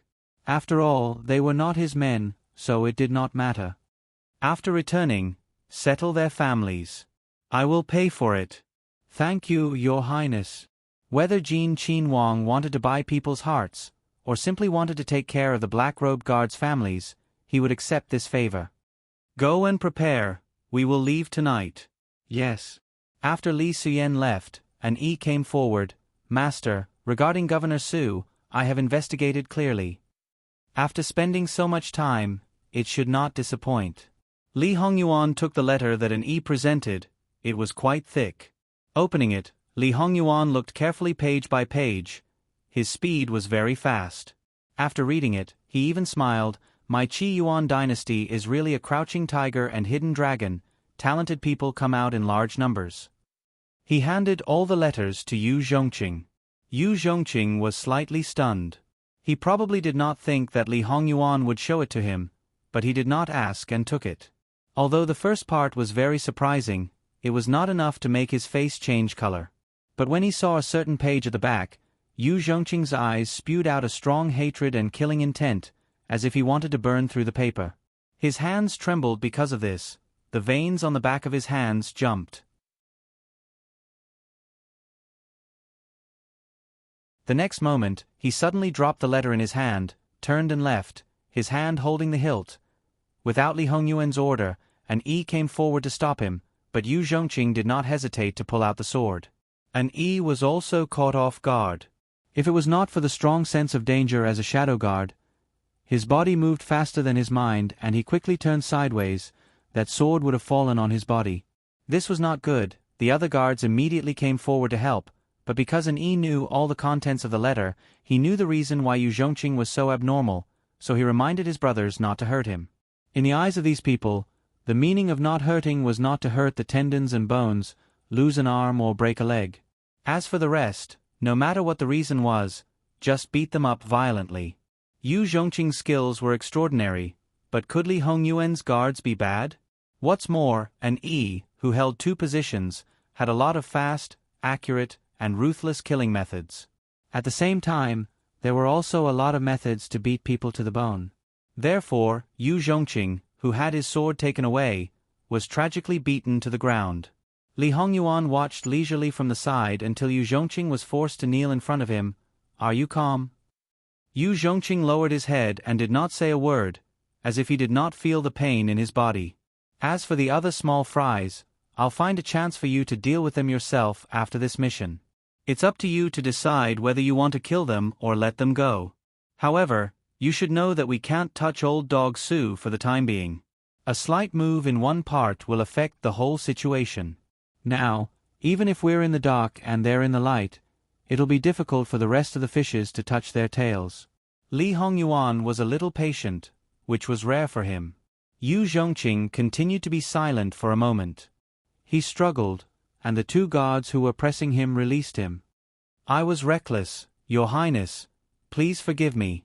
I'll let it go this time, but if there is a next time, it won't be so easy. When the matter is over, I will hand him over to you to deal with. Thank you, Your Highness. Go and deal with the injury. Yes. Li Hongyuan looked at the letter that Eunuch Mu picked up from the table. Speaking of which, it was better to come at the right time than to come at the right time. The news was the same, but now he needed to make some arrangements. Jingwan changed her clothes and came over. When she saw the letter, she curiously picked it up and read it. After reading it, she did not look too good. These people are really not to be underestimated. The Qi Yuan dynasty is like a sieve. There are loopholes everywhere. Speaking of which, most of the Qi Yuan's territory is fertile and rich in resources. Many people want to take a bite of it. However, to put it bluntly, Qi Yuan's national power, ever since the previous emperor, has been going downhill, and now. Wan, you don't have to look at me. You can say whatever you want about him. You don't have to worry about me. In fact, I know much more than you. He is definitely worse than you think, and incompetent. Li Hongyuan really wasn't belittling his old man. Just like in his previous life, if his old man was really more powerful, and his methods were more unyielding, it wouldn't be to the extent that Qi Yuan almost lost his life because of his sons fighting for the throne.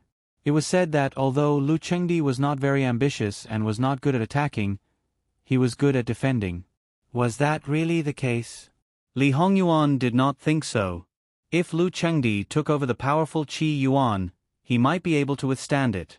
However, as Wan said, Lu Chengdi took over the declining Qi Yuan. Qi Yuan was declining, but other countries were facing it head-on. In this way, it seemed that Lu Chengdi was defending what he had, but in fact, if he did not advance, it was equivalent to retreating. If he could sit on the throne for another 10 years, he would definitely become the emperor of a fallen country. However, with Li Hongyuan around, even if Lu Chengdi had a long life, he would not be able to sit on the throne for that long. It was impossible for him to be a puppet emperor. Of course, the reason why Li Hongyuan cared so much about Qi Yuan was because of Jingwan. If Jingwan was not around, and he lived the same life as in his previous life, he would most likely sit on the sidelines and watch the show while eating melon seeds. In any case, even if the capital was attacked, he could escape unscathed. The world was big, and he could do whatever he wanted. If he was bored one day, he would become a traitor of the previous dynasty, and cause trouble for the countries that overthrew the Qi Yuan or divided the Qi Yuan. However, the trouble caused by the King of Hell was not something that ordinary people could bear. However, why do I feel that there is a small problem with these things? Jingwan frowned slightly. Oh. What do you mean? Li Hongyuan tilted his head slightly to look at Jingwan and asked curiously. Jingwan thought for a moment and organized her thoughts. I don't know if it's because I have a different understanding of it, but I feel that some things are not very coherent. It's as if there is a missing link. Even though the content does not look out of place when put together, it still feels a little forced. Jingwan then pointed out the part that was puzzling her. Wan is very sharp. However, the first and third links may not be the only links that can be linked to the second link. The first link is indispensable. The later links that can be linked to the second link may be the fourth link, the fifth link, or even the seventh or eighth link. What a yuan means is that there may be more than one link missing in the middle, but there may be several links missing. Wan is smart.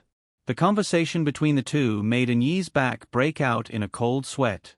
Because it took a long time and involved thousands of li, and not just one place, he had repeatedly requested that no suspicious clues should be missed. He had also considered the gathered information himself and only presented it when he felt that there was no problem. In the end, even Wang Fei saw the problem with one glance, let alone Master. Master didn't point it out at the first moment and didn't even show the slightest difference. Just thinking about it made him tremble a little. Moreover, the efficiency this time was very low, and such a mistake appeared. It was simply unforgivable. An Yi immediately knelt down and asked for forgiveness. Jingwan was startled, then immediately smiled and said, "Since there is a mistake, do your best to remedy it. Give me some personal opinions and reorganize it from the beginning to the end. Don't be affected by the original information. Otherwise, it's easy to have a preconceived idea. It's very likely that you will be misled or overlook something." An Yi secretly glanced at Li Hongyuan. Seeing that he didn't have any objections and there was no change in his expression, he gathered his courage and said, "Many thanks for Wang Fei's guidance. This subordinate will let people investigate again." Jingwan nodded. "You should have your own set of rules when doing things. Rewards and punishments are clear. You should understand what should be done now." "Yes, This subordinate understands. Then you can go. An E retreated. Jingwan turned back and met Li Hongyuan's smiling face. Instead, she righteously raised her chin slightly. What I did or said was wrong. Yes, there's nothing wrong. Li Hongyuan pulled Jingwan over and let her sit on his lap. He pinched her chin. Wan is also very good at playing with advancing in order to retreat. What? I don't understand. Jingwan snorted. You don't understand? It doesn't matter. This husband will break it down bit by bit and explain it to you. You will definitely understand. You let an E receive the punishment by himself. Aren't you worried that this prince's punishment will be too heavy? Originally, you directly pleaded for leniency, but now you've learned to beat around the bush. Tell me, are you becoming more soft-hearted, or what? What? Wang Yi, Wang Fei, it's time to go. https://www.bicken.com/11/11807/6653518. HTML chapter error. Click here to report. Registration is exempted. We will deal with it as soon as possible. After reporting, please wait patiently and refresh the page. Please remember the domain name of this book. www.bicken.com. Bicken. Com mobile version reading website. Bicken.com. You're tuning in to the Narrate and Escape YouTube channel. Don't forget to subscribe and join us on this journey to catch the most captivating stories.